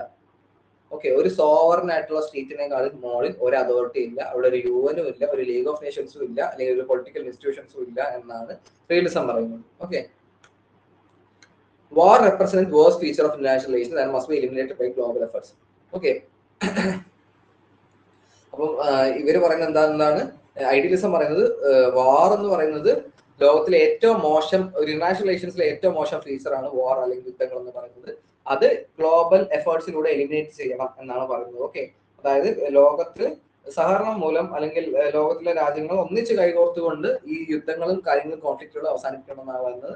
റിയലിസത്തിൽ ഇവിടെ 3 പ്രിൻസിപ്പിൾ ഒന്ന്: സ്റ്റാറ്റിസം, സർവൈവൽ, സെൽഫ് ഹെൽപ്പ്. ബേസിക്കലി ഒന്നുമില്ല, സർവൈവൽ ആണ് ഉദ്ദേശിക്കുന്നത്. ഓക്കെ, സർവൈവൽ ആണ് ഉദ്ദേശിക്കുന്നത്. സെൽഫ് ഹെൽപ്പ് എന്ന് പറഞ്ഞാൽ അതായത് നിങ്ങളെ ഹെൽപ്പ് ചെയ്യാൻ നിങ്ങൾ മാത്രമേ ഉള്ളൂ എന്ന ഐഡിയ ആണ് പറയുന്നത്. ഓക്കെ, നിങ്ങളെ ഹെൽപ്പ് ചെയ്യാൻ റിയലിസത്തിൽ നിങ്ങൾ മാത്രമേ ഉള്ളൂ. ലോകത്തിലുള്ള വേറൊരു രാജ്യങ്ങൾ നിങ്ങളെ ഹെൽപ്പ് ചെയ്യേണ്ട ആവശ്യമില്ല. അതുകൊണ്ട് നമ്മൾ എന്തിലേക്ക് പോകുന്നു? സർവൈവലിലേക്ക് പോകുന്നു. ഓക്കെ, സർവൈവലിലേക്ക് പോകുന്നു. ബാക്കിയുള്ള രാജ്യങ്ങളുമായിട്ട് മത്സരിച്ച് സർവൈവ് ചെയ്തെടുക്കുക. ഓക്കെ, അതാണ് realism. Morality would be the guiding force in international politics. Morality, okay, ധാർമ്മികതയാണ് ഐഡിയലിസത്തിൽ പറയുന്നത്. ഇന്റർനാഷണൽ പൊളിറ്റിക്സ് വർക്ക് ആവുന്നത് ധാർമ്മികതയുടെ പുറത്താണ്. ഓക്കെ, ധാർമ്മികതയാണ് ഇന്റർനാഷണൽ പൊളിറ്റിക്സിന്റെ ബേസ് എന്നാണ് പറയുന്നത്. War and conflict are integral part of the world politics. Realism പറയുന്നത് എന്താണ്? യുദ്ധവും കോൺഫ്ലിക്റ്റും ഒക്കെ ഇന്റർനാഷണൽ പൊളിറ്റിക്സിന് അല്ലെങ്കിൽ വേൾഡ് ഓർഡറിന്റെ ഒരു ഭാഗമായിട്ടുള്ള കാര്യമാണെന്ന് നമുക്ക് എടുത്തു കളയാൻ കഴിയില്ല. ഓക്കെ, ഇതിനകത്ത് കുറച്ച് കീ പ്രിൻസിപ്പിൾസ് കൊടുത്തിട്ടുണ്ട്. Balance of power, arms race, national interest, country security, political peace, multi countries. നമ്മളിപ്പോൾ പറഞ്ഞ കാര്യങ്ങൾ എങ്ങനെയാണ്? ഓക്കെ, അപ്പൊ thinkers in realism and idealism. അപ്പം റിയലിസം ഐഡിയലിസം ബേസ് ചെയ്തിട്ടുള്ള കുറച്ച് തിങ്കേഴ്സിനെ നമുക്ക് നോക്കാം. First idealism. Okay, idealism Woodrow Wilson ആണ് 4 പോയിന്റ് സ്പീച്ച് പറയുന്നത്. ഇതൊക്കെ ഇമ്പോർട്ടന്റ് ആണ് കേട്ടോ. 4 പോയിന്റ് സ്പീച്ച് 1918 അതാണക്ക് formation of league of nations formation ഒക്കെ പ്രവർത്തിച്ച നേതാവാണ്. ഈ 4 പോയിന്റ് സ്പീച്ച് എന്ന് പറഞ്ഞാൽ ഈ സമാധാനത്തിന് വേണ്ടി പുള്ളി നടത്തിയൊരു സ്പീച്ച് ആണ്. അതിനകത്ത് പുള്ളി 4 കാര്യങ്ങൾ പറയുന്നുണ്ട്. ഓക്കെ, ഈ വാണ്ട്, ഫിയർ കാര്യങ്ങളെ കുറിച്ചൊക്കെ കുറച്ച് കാര്യം പറഞ്ഞു. നിങ്ങൾ ഡീറ്റെയിൽ ആയിട്ട് നോക്കേണ്ട ആവശ്യമൊന്നുമില്ല. 1920 പുള്ളി ഒരു നോബൽ പീസ് പ്രൈസ് അക്വയർ ചെയ്യുന്നുണ്ട്. ഓക്കെ, നോബൽ പീസ് പ്രൈസ് ലഭിക്കുന്നുണ്ട് വൂഡ്രോ വിൽസൺ.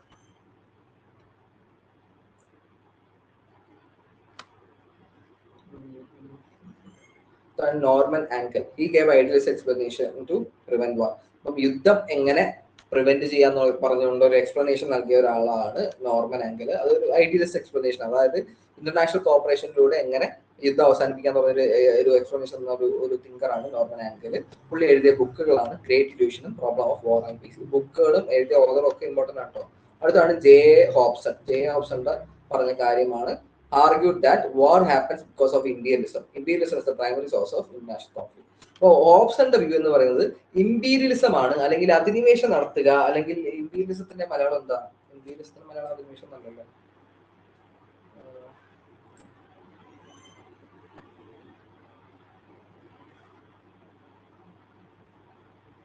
സാമ്രാജ്യത്വം. ഓക്കെ, സാമ്രാജ്യത്വം. ഓക്കെ, അതായത് സാമ്രാജ്യത്വ ശക്തികളുണ്ടല്ലോ, അല്ലെങ്കിൽ ഈ പറയുന്ന US അല്ലെങ്കിൽ ഈ പറയുന്ന ഈ വെസ്റ്റിനെയാണ് നമ്മൾ കൂടുതലും സാമ്രാജ്യത്വ ശക്തികൾ എന്ന് വിളിക്കുക. ഓക്കെ, അപ്പൊ ഈ സാമ്രാജ്യത്വ ശക്തികൾ എന്ത് ചെയ്യുന്നുണ്ട്? ഒരു തരത്തില് ഇപ്പൊ ഇന്നത്തെ കാലത്ത് നിയോ ഇമ്പീരിയലിസം ആണ്. ഇവര് വേറൊരു രാജ്യത്ത് എന്നിട്ട് ഇവരുടെ സാമ്രാജ്യത്വം അവിടെ എസ്റ്റാബ്ലിഷ് ചെയ്യുകയും എന്നിട്ട് അവിടുത്തെ ഒരു എക്കണോമിക് സിസ്റ്റത്തിനെയും അല്ലെങ്കിൽ ഈ പറയുന്ന ഒരു സൊസൈറ്റിനെ ഫുള്ള് അവരുടെ അണ്ടറിലേക്ക് കൊണ്ടുവരികയും ഇവരുടെ കൾച്ചർ അടിച്ചേൽപ്പിക്കുന്ന എല്ലാം നമ്മൾ സാമ്രാജ്യത്വം എന്നാണ് പറയുന്നത്. ഓക്കെ, അപ്പൊ ഈ ഇമ്പീരിയലിസം എന്താണ്? ഇമ്പീരിയലിസം ആണ് ലോകത്തിൽ ഈ പറയുന്ന രീതിയിൽ ഇന്റർനാഷണൽ കോൺഫ്ലിക്ട് ഉണ്ടാവാൻ കാരണം എന്നാണ് പറയുന്നത്. ഓക്കെ, ഇപ്പം ബ്രിട്ടീഷുകാർ ഇവിടെ വന്ന് കോളനൈസ് ചെയ്ത എല്ലാ വിധത്തില് എന്താണ്? സാമ്രാജ്യത്വമാണ് അല്ലെ, അല്ലെങ്കിൽ ഈ പറയുന്ന ഇമ്പീരിയലിസം ആണ്. ഓക്കെ, അപ്പൊ അതാണ് ഇന്റർനാഷണൽ കോൺഫ്ലിക്റ്റിന് കാരണം എന്നാണ് ജെ ഹോബ്സൺ പറയുന്നത്. പുള്ളി എഴുതിയ പുസ്തകമാണ് the morals of economic internationalism, 1920. അടുത്താണ് ആൽഫ്രഡ് സിമറിൻ, പുള്ളിക്കാരൻ എഴുതിയ പുസ്തകമാണ് league of nations non violence in international, ചേർത്ത് വായിക്കണേ, league of nation on violence international and the rule of law, 1980. Okay, ഇത് കോപ്പി ചെയ്തപ്പോൾ പ്രശ്നം പറ്റില്ല. ഓക്കെ, ഞാൻ ജസ്റ്റ് ഒന്ന് കറക്റ്റ് ചെയ്തിട്ട് ഇട്ടേക്കാം. കറക്റ്റ് ചെയ്തിട്ട് നിങ്ങൾക്ക് നോട്ട് ഇട്ടേക്കാം. ഓക്കെ,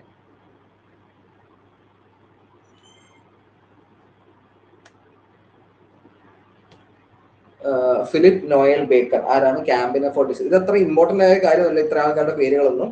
ഓക്കെ, കാരണം ഇതിനകത്ത് ആൾക്കാരുടെ ജസ്റ്റ് തിങ്കേഴ്സിന്റെ പേര് കൊടുത്തിട്ടുണ്ട്, കാരണം അവരുടെ ഇമ്പോർട്ടന്റ് ആയ വർക്കും കാര്യങ്ങളും പോലും കൊടുത്തിട്ടുണ്ട്, തിങ്കേഴ്സിന്റെ പേര് കൊടുത്തിട്ടുണ്ട്. അത് നിങ്ങൾ അങ്ങനെ നോക്കണമെന്നില്ല.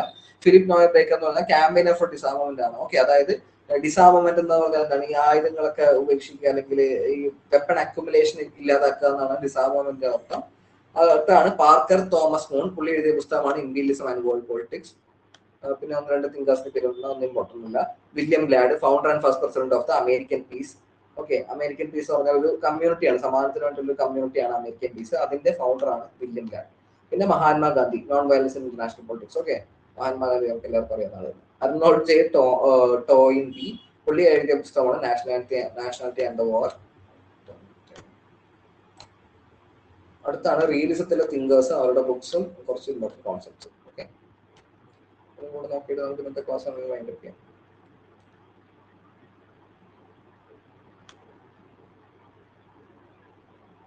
ഫസ്റ്റ് ആണ് തുസിഡൈഡസ്. തുസിഡൈഡസ് വളരെ പഴയ തിങ്കറാണ്. Okay, structure of international system affects relations between the state. Moral reasoning has little or nothing to do with relations between state. Thucydides വളരെ റിയലിസ്റ്റ് ആയിരുന്നു. അപ്പൊ പുള്ളി പറയുന്നതും ഈ പറയുന്ന സ്ട്രക്ചർ ആണ്, ഇന്റർനാഷണൽ സിസ്റ്റത്തിന്റെ സ്ട്രക്ചർ ആണ് പ്രശ്നം എന്നാണ് തുസിഡൈഡസ് പറയുന്നത്. അപ്പം മോറൽ റീസണിങ്ങും ഈ പറയുന്ന മനുഷ്യന്റെ സ്വഭാവത്തിനൊന്നും വളരെ ചെറിയ രീതിയിലുള്ള എഫക്റ്റേ ഇന്റർനാഷണൽ റിലേഷൻസിൽ ഉള്ളൂ എന്നാണ് പറയുന്നത്. Strong do what they have the power to do and the weak accept what they have to accept. Okay, പുള്ളി പറയുന്നത് എന്താണ്? ശക്തിയുള്ളവൻ, സ്ട്രോങ് ആയിട്ടുള്ള ആൾക്കാർ എന്ത് ചെയ്യുന്നുണ്ട്? അവർക്ക് പവർ അക്യുമുലേറ്റ് ചെയ്യാൻ വേണ്ടി അവർക്ക് ചെയ്യാൻ പറ്റുന്ന കാര്യമെല്ലാം ചെയ്യും. വീക്ക് ആയിട്ടുള്ള ആൾ എന്ത് ചെയ്യുന്നു? ഇതെല്ലാം അക്സെപ്റ്റ് ചെയ്തുകൊണ്ട് അങ്ങനെ നിന്ന് പോകുന്നു, അല്ലെങ്കിൽ ഈ ബാക്കിയുള്ളവരുടെ ചവിട്ടി മെതിക്കലിന് നിന്ന് കൊടുക്കേണ്ടി വരുന്നു. സ്ട്രോങ് ആയിട്ടുള്ള ആൾക്കാർ ഇവരെ ചവിട്ടി മെതിച്ചുകൊണ്ട് മുന്നോട്ട് കയറി പോകുന്നു. വീക്ക് ആയിട്ടുള്ള ആൾക്കാർ അത് അക്സെപ്റ്റ് ചെയ്ത് നിൽക്കുന്നു. ഓക്കെ, അതാണ് തുസിഡൈഡസ് പറയുന്നത്. ഹിസ്റ്ററി ഓഫ് പെലോപ്പനീഷ്യൻ വാർ. പെലോപ്പനീഷ്യൻ വാറിനെ കുറിച്ച് ഞാൻ പറഞ്ഞതാണ്, ഓർമ്മയുണ്ടോ? ഈ സ്പാർട്ടയും ഏതൻസും നടന്ന ഒരു വാറാണ് പെലോപ്പനീഷ്യൻ വാർ എന്ന് പറയുന്നത്. ഓക്കെ, പിന്നെ മെലിയൻ ഡയലോഗും ഹിസ്റ്ററി ഓഫ് പെലോപ്പനീഷ്യൻ വാർ ഒക്കെ തുസിഡൈഡസ് എഴുതിയ പുസ്തകമാണ്. ഓക്കെ, അടുത്താണ് ഓർമ്മയുണ്ട്, ഗുഡ്. അടുത്താണ് Machiavelli. Rulers should have both qualities of lion and fox. To survive, rulers should have always defend the interest of the state and ensure its survival. ഇപ്പൊ Machiavelli എന്ന് പറയുന്നത് വളരെ ഇമ്പോർട്ടന്റ് ആയിട്ട് തിങ്കറാണ് കേട്ടോ. പുള്ളി എഴുതിയ പുസ്തകമാണ് ദ പ്രിൻസ്. നമ്മുടെ അർത്ഥശാസ്ത്ര എന്ന് പറയുന്ന ഒരു ബുക്ക് ഉണ്ട്, അറിയോ? കൗടില്യയുടെ അർത്ഥശാസ്ത്ര എന്ന് പറയുന്ന ഒരു പുസ്തകമുണ്ട്. ഈ അർത്ഥശാസ്ത്രയുടെ ഒരു ഇംഗ്ലീഷ് വെർഷനാണ് അർത്ഥശാസ്ത്രയുടെ ഒരു ഇംഗ്ലീഷ് അർത്ഥശാസ്ത്രയുടെ ഒരു ഇംഗ്ലീഷ് വെർഷനാണ് പ്രിൻസ് എന്നൊക്കെ വേണമെങ്കിൽ നമുക്ക് പറയാം. ഓക്കെ, അപ്പൊ പ്രിൻസിൽ ബേസിക്കലി പറയുന്നത് ഒരു സോവറിന് ഉണ്ടാവുന്ന ക്വാളിറ്റീസും ഒരു സോവറിന് എങ്ങനെ സ്റ്റേറ്റ് റൺ ചെയ്യണം, അല്ലെങ്കിൽ ഒരു ഭരണാധികാരിക്ക് ഉണ്ടാവുന്ന ക്വാളിറ്റീസും ഒരു ഭരണാധികാരി എങ്ങനെ സ്റ്റേറ്റ് റൺ ചെയ്യണമെന്നാണ് പ്രിൻസിൽ ബേസിക്കലി പറയുന്നത്. ഓക്കെ, സ്റ്റേറ്റിനെ കുറിച്ചാണ്. അതൊരു വളരെ റിയലിസ്റ്റിക് ആയിട്ടുള്ള അല്ലെങ്കിൽ ഒരു വളരെ റിയലിസം പ്രൊപ്പൗണ്ട് ചെയ്യുന്ന ഒരു പുസ്തകമാണ് പ്രിൻസ് എന്ന് പറയുന്നത്. ഓക്കെ, അപ്പം പ്രിൻസിൽ പറയുന്നത് rulers or sovereign should have both qualities of lion and a fox. അപ്പം ലയൺ എന്ന് പറയുന്നത് എന്ത് വെച്ചിട്ടാണ്? സ്ട്രോങ് ആയിട്ടുള്ള, വളരെ സ്റ്റേൺ ആയിട്ടുള്ള, സ്ട്രോങ് എന്ന് പറഞ്ഞാൽ ആരോഗ്യം മാത്രമല്ല കേട്ടോ സ്ട്രോങ് എന്ന് ഉദ്ദേശിക്കുന്നത്, വളരെ സ്റ്റേൺ ആയിട്ടുള്ള, ഈ പറയുന്ന നിലപാടുകളെല്ലാം വളരെ സ്ട്രോങ് ആയിട്ട് എടുക്കാൻ കഴിയുന്ന, വളരെ പ്രസൻസ് ഓഫ് മൈൻഡ് ഉള്ള, അതേ കണക്ക് തന്നെ കണ്ണിങ് ആയിട്ടുള്ള ഓക്കെ, കുബുദ്ധിയും കൂടെ വേണമെന്നാണ് പറയുന്നത്. ഓക്കെ, കുബുദ്ധിയും കൂടെ വേണം, കണ്ണിങ് ആയിട്ടുള്ള. എന്തിനാണ് ഈ പറയുന്ന കണ്ണിങ് ആവണം, കുബുദ്ധി വേണം എന്നൊക്കെ പറയുന്നത്? സർവൈവലിന് വേണ്ടി. ഓക്കെ, നിങ്ങൾ എപ്പോഴും സ്ട്രേറ്റ് ഫോർവേഡ് ആയിരുന്നു കഴിഞ്ഞാൽ ഈ പറയുന്ന രീതിയിൽ ഓക്കെ, നിങ്ങൾ നേരെ വാ നേരെ പോ എന്നൊരു മൈൻഡിൽ നിന്ന് കഴിഞ്ഞാൽ നിങ്ങൾക്ക് ഒരു സ്റ്റേറ്റ് റൺ ചെയ്യാൻ പറ്റില്ല. ചിലപ്പോൾ ചില ചതികൾ ചെയ്യേണ്ടി വരും, ചിലപ്പോ ചില തെറ്റുകൾ ചെയ്യേണ്ടി വരും. ഇതെല്ലാം സ്റ്റേറ്റിന് വേണ്ടിയാണ്. ഓക്കെ, സ്റ്റേറ്റ് പ്രോപ്പറായിട്ട് റൺ ചെയ്യാൻ വേണ്ടിയാണ് എന്നാണ് മാക്കിയവെല്ലി പറഞ്ഞു വെക്കുന്നത്. Ruler should always defend the interest of the state and ensure it survival. അപ്പം പുള്ളി പറയുന്നത് എന്താണ്? റൂളേഴ്സ് എപ്പോഴും, ഒരു ഭരണാധികാരി, ഒരു സോവറൻ അയാളുടെ സ്റ്റേറ്റിനെ ഒരു എപ്പോഴും സർവൈവ് ചെയ്ത് കൊണ്ടുപോവുക.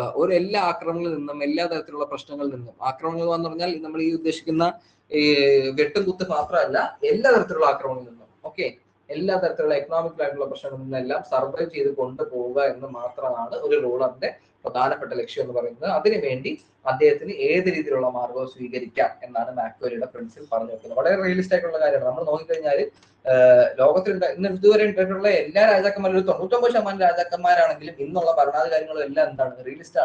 റിയലിസ്റ്റുകളാണ്. ഓക്കെ, ബാക്കിയുള്ള സ്റ്റേറ്റുകൾക്ക് എന്ത് പറ്റുന്നു എന്നൊന്നും ഇന്നത്തെ സ്റ്റേറ്റുകളുടെ കൺസേൺ അല്ല. ഞങ്ങൾക്ക് ഞങ്ങളുടെ ഇൻട്രസ്റ്റ് ഫുൾഫിൽ ആയാൽ മതി. ഓക്കെ, ബേസിക്കലി ഒരു സർവൈവൽ തന്നെയാണ്, സർവൈവൽ ഓഫ് ദ ഫിറ്റസ്റ്റ് ആണ് നടന്നുകൊണ്ടിരിക്കുന്നത്. അപ്പൊ മാക്കിയവെല്ലിയുടെ പ്രിൻസിലും അത് തന്നെയാണ് പറയുന്നത്. ഇവൻ ഞാൻ പറഞ്ഞ പോലെ ഈ കൗടില്യയുടെ അർത്ഥശാസ്ത്രമാണ് പണ്ട്. അർത്ഥശാസ്ത്രം എന്ന് പറയുന്നത് ഈ സ്റ്റേറ്റ് ക്രാഫ്റ്റിന്റെ ഒരു ബൈബിൾ ആണെന്നൊക്കെ വേണമെങ്കിൽ നമുക്ക് പറയാം അർത്ഥശാസ്ത്രത്തിന്. ഓക്കെ, കാരണം സ്റ്റേറ്റ് ക്രാഫ്റ്റിനെ കുറിച്ച്, സ്പൈ വർക്കിനെ കുറിച്ച്, എസ്പിയോളജിനെ കുറിച്ച്, അല്ലെങ്കിൽ ഇന്റർനാഷണൽ റിലേഷൻസിനെ കുറിച്ചെല്ലാം വളരെ ഡീറ്റെയിൽ ആയിട്ട് കൊടുത്തിരിക്കുന്ന ബുക്കാണ് അർത്ഥശാസ്ത്രം. അതിന്റെ ഒരു ഇംഗ്ലീഷ് പതിപ്പാണ് റെഫറൻസ് എന്ന് വേണമെങ്കിൽ നമുക്ക് പറയാം മാക്കിയവെല്ലിയുടെ. ഇംഗ്ലീഷ് പതിപ്പ് കേട്ടോ, മാക്കിയവെല്ലി എനിക്കൊന്ന് ഇറ്റാലിയൻ ആണ്, ഇംഗ്ലീഷ് പതിപ്പ് പറയാൻ പറ്റില്ല, എന്നാലും പറയാലോ, വെസ്റ്റിന്റെ ഒരു പതിപ്പാണ്. Thomas hobs, he says the international system is a permanent state of nature. Okay, Thomas Hobbes പറയുന്നത് എന്താണ്? പെർമനന്റ് സ്റ്റേറ്റ് ഓഫ് നേച്ചർ ആണ് ഇന്റർനാഷണൽ സിസ്റ്റം എന്ന് പറയുന്നത്. ഈ സ്റ്റേറ്റ്മെന്റ് നിങ്ങൾക്ക് മനസ്സിലാവണമെങ്കിൽ തോമസ് ഹോബ്സിന്റെ സ്റ്റേറ്റ് ഓഫ് നേച്ചർ എന്താണെന്ന് നിങ്ങൾക്ക് മനസ്സിലാവണം. തോമസ് ഹോബ്സിന്റെ സ്റ്റേറ്റ് ഓഫ് നേച്ചർ എന്താണെന്ന് അറിയോ ആർക്കെങ്കിലും? തോമസ് ഹോബ്സിന്റെ സ്റ്റേറ്റ് ഓഫ് നേച്ചർ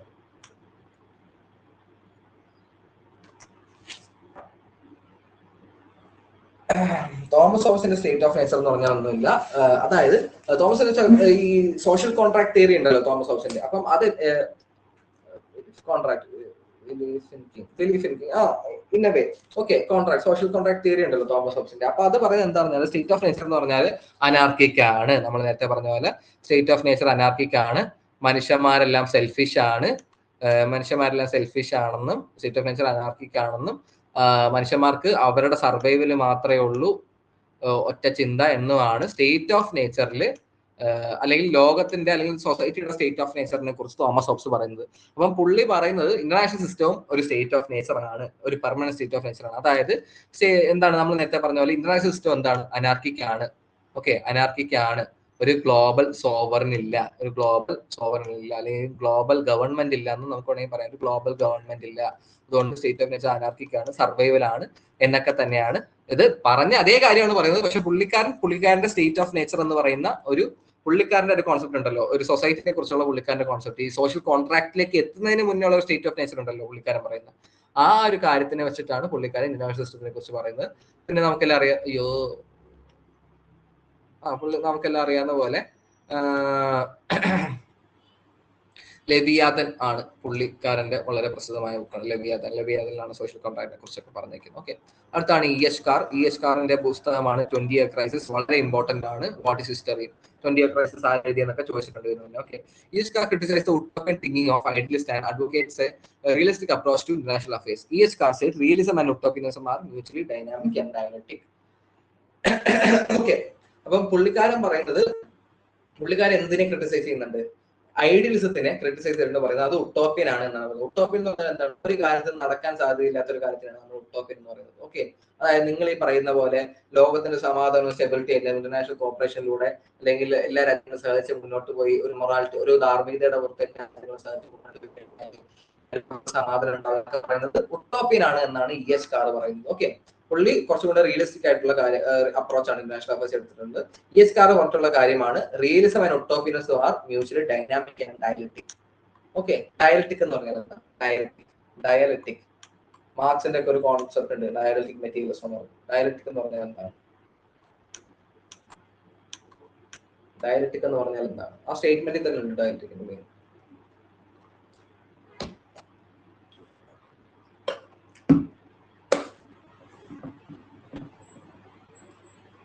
ഡയലക്റ്റിക് എന്ന് പറഞ്ഞു കഴിഞ്ഞാല് റിയലിസം ഐഡിയലിസം തന്നെ എടുക്കാം. രണ്ടും ഓപ്പോസിറ്റ് ഐഡിയാസ് ആണ്. ഈ രണ്ട് ഓപ്പോസിറ്റ് ഐഡിയാസ് തമ്മിൽ ഒരു കോൺഫ്ലിക്റ്റ് ഉണ്ടാവുമെന്നും അങ്ങനെ കോൺഫ്ലിക്റ്റ് ഉണ്ടായി കഴിയുമ്പോൾ അതിൽ നിന്ന് ഒരു പുതിയ ഐഡിയ ജനിക്കുമെന്നും പറയുന്ന ഒരു ഐഡിയയാണ് ഡയലിസം എന്ന് പറയുന്നത്. ഓക്കെ, ഈ റിയലിസവും ഐഡിയലിസവും തമ്മിൽ ഒരു കോൺഫ്ലിക്റ്റ് ഉണ്ടാവുമെന്നും അതിന്റെ ഭാഗമായിട്ട് എന്ത് വരുന്നു? നിയോ റിയലിസം വരുന്നു, നിയോ ക്ലാസിക്കൽ റിയലിസം വരുന്നു. ഇതിനെയാണ് നമ്മൾ ബേസിക്കലി എന്ത് പറയുന്നത്?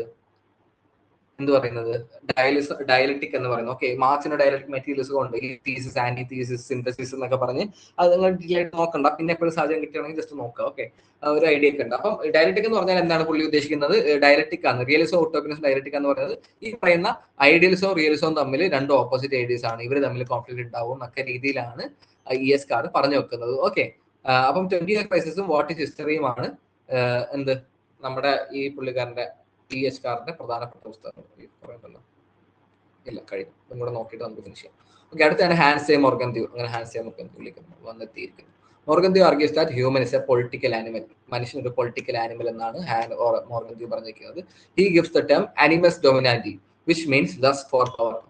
അനിമസ് ഡൊമിനാന്റിയുടെ അർത്ഥം എന്താണ്? ഒരു ലാറ്റിൻ വാക്കാണെന്ന് തോന്നുന്നു, അനിമസ് ഡൊമിനാന്റി ആയിരിക്കും. അപ്പം അതിന്റെ അർത്ഥം എന്താണ്? ലസ്റ്റ് ഫോർ പവർ എന്നാണ്. ഓക്കെ, അപ്പം മോർഗന്ത്യൂ പറഞ്ഞിട്ടുള്ള 6 പ്രിൻസിപ്പിൾസ് ഉണ്ട്. ഓക്കെ, മോർഗന്ത്യൂ പറഞ്ഞിട്ടുള്ള 6 പ്രിൻസിപ്പിൾസ് ഉണ്ട്. അതാണ് politics is governed by objective loss.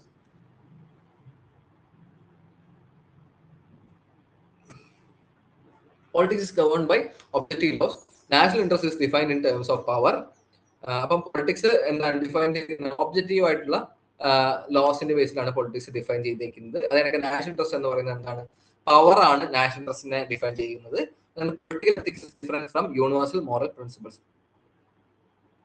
Okay, അപ്പൊ പൊളിറ്റിക്കൽ എത്തിക്സ് എന്ന് പറയുന്നത് യൂണിവേഴ്സൽ മോറൽ പ്രിൻസിപ്പിൾസിന് എതിരാണെന്നല്ല, അതിന് ഓപ്പോസിറ്റ് ആയിട്ട് ഐഡിയ ആയിരിക്കും. അതായത് പൊളിറ്റിക്സിൽ ഞാൻ പറഞ്ഞു, പൊളിറ്റിക്കൽ എത്തിക്സ് എന്ന് പറയുന്നതിൽ ഈ മൊറാലിറ്റിയും കാര്യങ്ങളൊന്നും നോക്കാൻ കഴിയില്ല എന്നാണ് പറയുന്നത്. ഓക്കെ, അതായത് നിങ്ങൾ വളരെ എത്തിക്കലായി, വളരെ മൊറാലിറ്റി, ധാർമ്മികതയോടെ വേണം പൊളിറ്റിക്സ് നടത്തിക്കൊണ്ടു പോകുന്നത് എന്ന് പറയാൻ കഴിയില്ല എന്നാണ് മോർഗന്ത്യൂ പറയുന്നത്. അതുകൊണ്ടാണ് പറയുന്നത് ഈ യൂണിവേഴ്സൽ മോറൽ പ്രിൻസിപ്പിൾസിന് എതിരെ ആയിരിക്കും, അല്ലെങ്കിൽ അതിന്റെ ഓപ്പോസിറ്റ് ഐഡിയയിലായിരിക്കും പൊളിറ്റിക്കൽ എത്തിക്സ് വർക്ക് ആവുക എന്നാണ് പറയുന്നത്. Okay, particular nations cannot impose their national aspirations onto other nations. Okay, അതായത് ചില നേഷൻസിന് അവരുടെ നാഷണൽ ആസ്പിറേഷൻസ് അല്ലെങ്കിൽ ഒരു ഇമ്പീരിയലിസത്തിനെതിരെയാണ് പുള്ളി പറയുന്നത്. ബേസിക്കലി 4ാമത്തെ പോയിന്റ് എന്ന് പറഞ്ഞാൽ എന്താണ്? ഇമ്പീരിയലിസത്തിനെതിരെയാണ് അല്ലെ? ഓക്കെ, ഇമ്പീരിയലിസത്തിനൊക്കെ എതിരെയാണ്. അതായത് നിങ്ങളുടെ ആശയങ്ങളൊന്നും വേറൊരു രാജ്യത്തിലേക്ക് അടിച്ചേൽപ്പിക്കാൻ പാടില്ല എന്നാണ് പറയുന്നത്. Pessimistic view of human nature. അതായത് എന്താണ്? നമ്മൾ നേരത്തെ പറഞ്ഞാൽ ഹ്യൂമൻ എന്താണ്? ക്ലാസിക്കൽ റിയലിസത്തിന്റെ മെയിൻ പ്രൊപ്പോണ്ടർ ആണ് കേട്ടോ ഹാൻസ് മോർഗന്ത്യൂ. ക്ലാസിക്കൽ റിയലിസത്തിന്റെ ഒരു മെയിൻ പ്രൊപ്പോണ്ടർ ആണ്. അതായത് ഹ്യൂമൻ ബീങ്സ് ഭയങ്കര ഗ്രീഡിയാണ്, സെൽഫിഷ് ആണ്, അവർക്ക് പവർ മാത്രം മതി, ഈ പവറിന് വേണ്ടി അവിടെ കോൺഫ്ലിക്റ്റ് അടക്കും, അത് അവസാനം യുദ്ധത്തിലേക്ക് എത്തും. ഓക്കെ, അതിന്റെ ഒരു വലിയ പ്രൊപ്പോണ്ടർ ആണ് Hans Morgenthau. Politics is an autonomous sphere. Okay, politics is an autonomous sphere. Autonomous എന്ന് പറഞ്ഞാൽ എന്താ അർത്ഥം എന്നറിയാലോ? ഒരു ഓട്ടോണമസിന്റെ മലയാളം എന്താ? ഓട്ടോണമസിന്റെ മലയാളം എന്താ?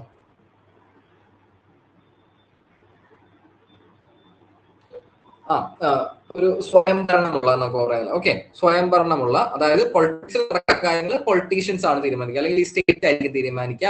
അല്ലാതെ ബാക്കിയുള്ള ഫാക്ടേഴ്സിനൊന്നും അതിനകത്ത് ഒരു തരത്തിലുള്ള റോളും ഇല്ല. ബാക്കിയുള്ള ഫാക്ടേഴ്സ് നമുക്ക് നോൺ സ്റ്റേറ്റ് ആക്ടേഴ്സിന്, ഇപ്പൊ NGO പോലുള്ള, അല്ലെങ്കിൽ ക്ലർജി പോലുള്ള, അല്ലെങ്കിൽ ഇപ്പം ചർച്ച് പോലുള്ള കാര്യങ്ങൾക്ക് എന്തില്ല, ആ പൊളിറ്റിക്സിൽ ഒരു സ്പിയറിൽ ഒരു റോളും ഇല്ല എന്ന രീതിയിലാണ് മോർഗന്തി പറയുന്നത്. അപ്പൊ ഇതാണ് പുള്ളിയുടെ ഒരു 6 പ്രിൻസിപ്പിൾ. ഇത് നിങ്ങൾ നോക്കി വെക്കുക കേട്ടോ, ഇതൊക്കെ ഇമ്പോർട്ടന്റ് ആണ്. Politics and Nations, the struggle for power and piece. അപ്പൊ നമ്മൾ നേരത്തെ പറഞ്ഞ ബുക്കിന്റെ ഫുൾ ഫോം ആയിട്ട് തന്നെ പഠിച്ചു വെക്കോട്ടോ ഈ ബുക്കിന്റെ. Politics and Nations, the struggle for power and piece. Okay, power and piece 1948 എഴുതിയ ബുക്കാണ്. പിന്നെ ഇതിനകത്ത് നിങ്ങൾക്ക് ഫെമിനിസത്തിനെ കുറിച്ച് ഇല്ല, ഇന്റർനാഷണൽ പൊളിറ്റിക്സിൽ ഫെമിനിസത്തിനെ കുറിച്ച് നിങ്ങൾ എന്താണ് ടോപ്പിക്കിലില്ല, അതുകൊണ്ടാണ് ഞാൻ ആഡ് ചെയ്തത്. പിന്നെ ഞാൻ ഇവിടെ ടൈപ്പ് ചെയ്തത് അതായിരിക്കും നല്ലത്. ആൻ ജെ ടിക്കർ എവിടെ എഴുതി വെച്ചോ. ആൻ ജെ ടിക്കർ എന്ന് പറഞ്ഞൊരു ഫെമിനിസ്റ്റ് IR തിയറിസ്റ്റ് ഉണ്ട്. അപ്പൊ പുള്ളിക്കാരി ഈ ഹാൻസ് മോർഗന്ത്യുവിന്റെ 6 പ്രിൻസിപ്പളിനെ ക്രിട്ടിസൈസ്ഡ്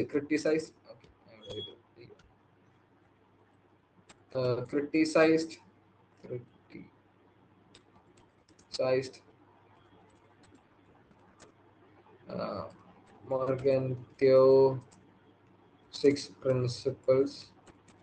ഓക്കെ, അപ്പം അതൊരു ഫെമിനിസ്റ്റ് ക്രിട്ടിക് ആണ് കേട്ടോ. അതായത് ഈ പറയുന്ന ഇവരുടെ ഈ റിയലിസം എന്ന് പറയുന്ന ഐഡിയ ഭയങ്കര പുരുഷാധിപത്യ സ്വഭാവമുള്ള ഐഡിയ ആണ് എന്നാണ് അവർ പറഞ്ഞത്. ഓക്കെ, ഭയങ്കര മിസോജനി സപ്പോർട്ട് ചെയ്യുന്ന ഒരു ഐഡിയ ആണ് റിയലിസം, അല്ലെങ്കിൽ ഈ സ്ത്രീ വിരുദ്ധത സപ്പോർട്ട് ചെയ്യുന്ന, അല്ലെങ്കിൽ പുരുഷന്മാരെ കേന്ദ്രീകരിച്ചിട്ടുള്ള ഒരു ഐഡിയ ആണ്, അല്ലെങ്കിൽ വളരെ പാട്രിയാർക്കിക്കൽ ആയിട്ടുള്ള, വളരെ മാൻലി ആയിട്ടുള്ള ഐഡിയ ആണ് റിയലിസം എന്നാണ് ആൻസ് ജെ ടിക്കർ ക്രിട്ടിസൈസ് ചെയ്തിട്ടുള്ള ഒരു ഫേമസ് ക്രിട്ടിക് ആണ് ആൻസ് ജെ മോർഗന്ത്യയുടെ. അടുത്താണ് ഫ്രെഡറിക് ഷ്യൂമാൻ ആണ്. ജി ഓഫ് സ്ട്രാറ്റജി എന്ന് പറയുന്ന വാക്ക് ഇൻട്രൊഡ്യൂസ് ചെയ്യുന്ന ആരാണ്? ഫ്രെഡറിക് ഷ്യൂമാൻ ആണ്. പിന്നെ റെനോൾഡ് നെയ്ബർ എഴുതിയ പുസ്തകമാണ് moral man and immoral society, the nature and destiny of man. Okay, moral man and immoral society എന്ന് പറഞ്ഞ ബുക്ക് എഴുതിയ ആരാണ്? റൊണാൾഡ് നെയ്ബർ ആണ്. ജോർജ് എഫ് കീനെ കുറിച്ച് നമ്മൾ പഠിച്ചിരുന്നു. അമേരിക്കയുടെ ഒരു പഴയ ഒരു US ഡിപ്ലോമാറ്റ് ഒക്കെ ആണെന്ന് നമുക്ക് പറയാം. Okay, George F Kennan diplomat ഒക്കെ ആയിരുന്നു. അപ്പൊ പുള്ളിയാണ് ട്രൂമാൻ ഡോക്ടറിനെ ഒക്കെ ഇൻസ്പയർ ചെയ്തത്. നമ്മൾ ഇത് നേരത്തെ പഠിച്ചിരുന്നു. ഓക്കെ, ഈ പറയുന്ന ട്രൂമാൻ ഡോക്ടറിനെയും മാർഷൽ പ്ലാനെയും, മാർഷൽ പ്ലാൻ ഒക്കെ ട്രൂമാൻ ഡോക്ടറിന്റെ ഭാഗമായിട്ടൊക്കെ വരുന്നതാണ്. അപ്പൊ മാർഷൽ പ്ലാനിനെ ഒക്കെ എന്ത് ചെയ്തത്, ഇൻഫ്ലുവൻസ് ചെയ്തത് ജോർജ് എഫ് കീനിന്റെ എഴുത്തുകളായിരുന്നു. ഓക്കെ, ജോർജ് എഫ് കീൻ ആയിരുന്നു ഇതൊക്കെ ഓക്കെ എന്താണ് ഇൻഫ്ലുവൻസ് ചെയ്തത്. അടുത്താണ് ഹെൻറി കിസിംഗർ. ഹെൻറി കിസിംഗറിനെ കുറിച്ച് നിങ്ങൾ കേട്ടിട്ടുണ്ടോ? ഹെൻറി കിസിംഗർ അമേരിക്കയുടെ ഒരു ഡിപ്ലോമാറ്റ് ആയിരുന്നു, അല്ലെങ്കിൽ അമേരിക്കയിലെ ഒരു US സ്റ്റേറ്റ് സെക്രട്ടറി ഒക്കെ ആയിരുന്നു ഹെൻറി കിസിംഗർ. ഈ pioneer the policy of detente Soviet Union. Okay, അപ്പൊ ഡിറ്റൻഷൻ എന്ന് പറയുന്ന നമ്മൾ നേരത്തെ പഠിച്ചിട്ടുണ്ടല്ലേ ഡിറ്റൻഷനെ കുറിച്ച്. അപ്പൊ ഡിറ്റൻഷൻ എന്ന് പറയുന്ന ഐഡിയ ഒക്കെ പയനീർ ഹെൻറി കിസിംഗർ ആയിരുന്നു. ഹെൻറി കിസിംഗറിന് വളരെ ഇൻഫേമസ് ആയിട്ടുള്ള അമേരിക്കയുടെ ഒരു ഡിപ്ലോമാറ്റ് കൂടിയായിരുന്നു. കാരണം ഹെൻറി കിസിംഗറിനെ യുദ്ധക്കൊതിയനായ ഡിപ്ലോമാറ്റ് എന്നാണ്, യുദ്ധക്കൊതിയനായ US സ്റ്റേറ്റ് സെക്രട്ടറി എന്നായിരുന്നു ഹെൻറി കിസിംഗറിനെ വിളിച്ചത്. കാരണം വിയറ്റ്നാം വാർ, സിറിയയിൽ അധിനിവേശം നടത്തിയത്, അതേപോലെ തന്നെ ലോകത്തിൽ ഇറാഖിൽ അധിനിവേശം നടത്തുന്ന ടൈമിലെല്ലാം US എന്താണ് ഈ പറയുന്ന സ്റ്റേറ്റ് സെക്രട്ടറി, അല്ലെങ്കിൽ അതിന്റെ പിന്നിൽ പ്രവർത്തിച്ച തല, അഫ്ഗാനിസ്ഥാനിലെ ജിഹാദികൾക്ക് ട്രെയിനിങ് കൊടുക്കാൻ വേണ്ടി പ്രവർത്തിച്ച തല എല്ലാം ഹെൻറി കിസിംഗറാണ്. അതുകൊണ്ട് തന്നെ ഹെൻറി കിസിംഗറിനെ യുദ്ധക്കൊതിയനായ ഒരു മനുഷ്യനായിട്ടാണ് ലോകത്തിലെ പല പൊളിറ്റിക്കൽ സയന്റിസ്റ്റും എന്താണ് പറഞ്ഞിട്ടുള്ളത്. ഓക്കെ, അല്ലെങ്കിൽ അഭിപ്രായപ്പെട്ടിട്ടുള്ളത്. അതിനെതിരെയും പറഞ്ഞിട്ടുള്ള ആൾക്കാരുണ്ട്. ഓക്കെ, ഹെൻറി കിസിംഗർ എനിക്കൊന്ന് വായിച്ചിട്ട് 2 വർഷമേ ആവുന്നുള്ളൂ ഹെൻറി കിസിംഗർ മരിച്ചിട്ട്. ഓക്കെ, നമുക്ക് ഇന്നത്തെ ക്ലാസ് വൈൻഡ് അപ്പ് ചെയ്യാം. ഓക്കെ, അതിന്റെ ഡൗട്ട് ഒന്നും ഉണ്ട്? ഞാൻ അത്യാവശ്യം ഞാൻ പതുക്കെ വളരെ എക്സ്പ്ലെയിൻ ചെയ്യുന്നതിന്റെ മാക്സിമം എക്സ്പ്ലെയിൻ ചെയ്തിട്ടാണ് ഞാൻ പോയിക്കൊണ്ടിരിക്കുന്നത്. ഡൗട്ടുകളൊന്നും ഉണ്ടാവില്ല എന്നാണ് ഞാൻ പ്രതീക്ഷിക്കുന്നത്. എന്ത് ഡൗട്ട് ഉണ്ടെങ്കിലും നമുക്ക് നാളത്തെ ക്ലാസ്സും കൂടെ മാക്സിമം പുഷ് ചെയ്ത് നമുക്ക് തീർക്കാൻ പറ്റുമോ നോക്കാം. തീർക്കാൻ പറ്റില്ല എന്നാണ് എനിക്ക് തോന്നുന്നത്, എന്നാലും നമുക്ക് നോക്കാം. Okay, so that's it for today. Thank you for attending. എല്ലാവരും വെള്ളമൊക്കെ കുടിക്കാം, നല്ല ചൂടാണ് കേട്ടോ. ഓക്കെ.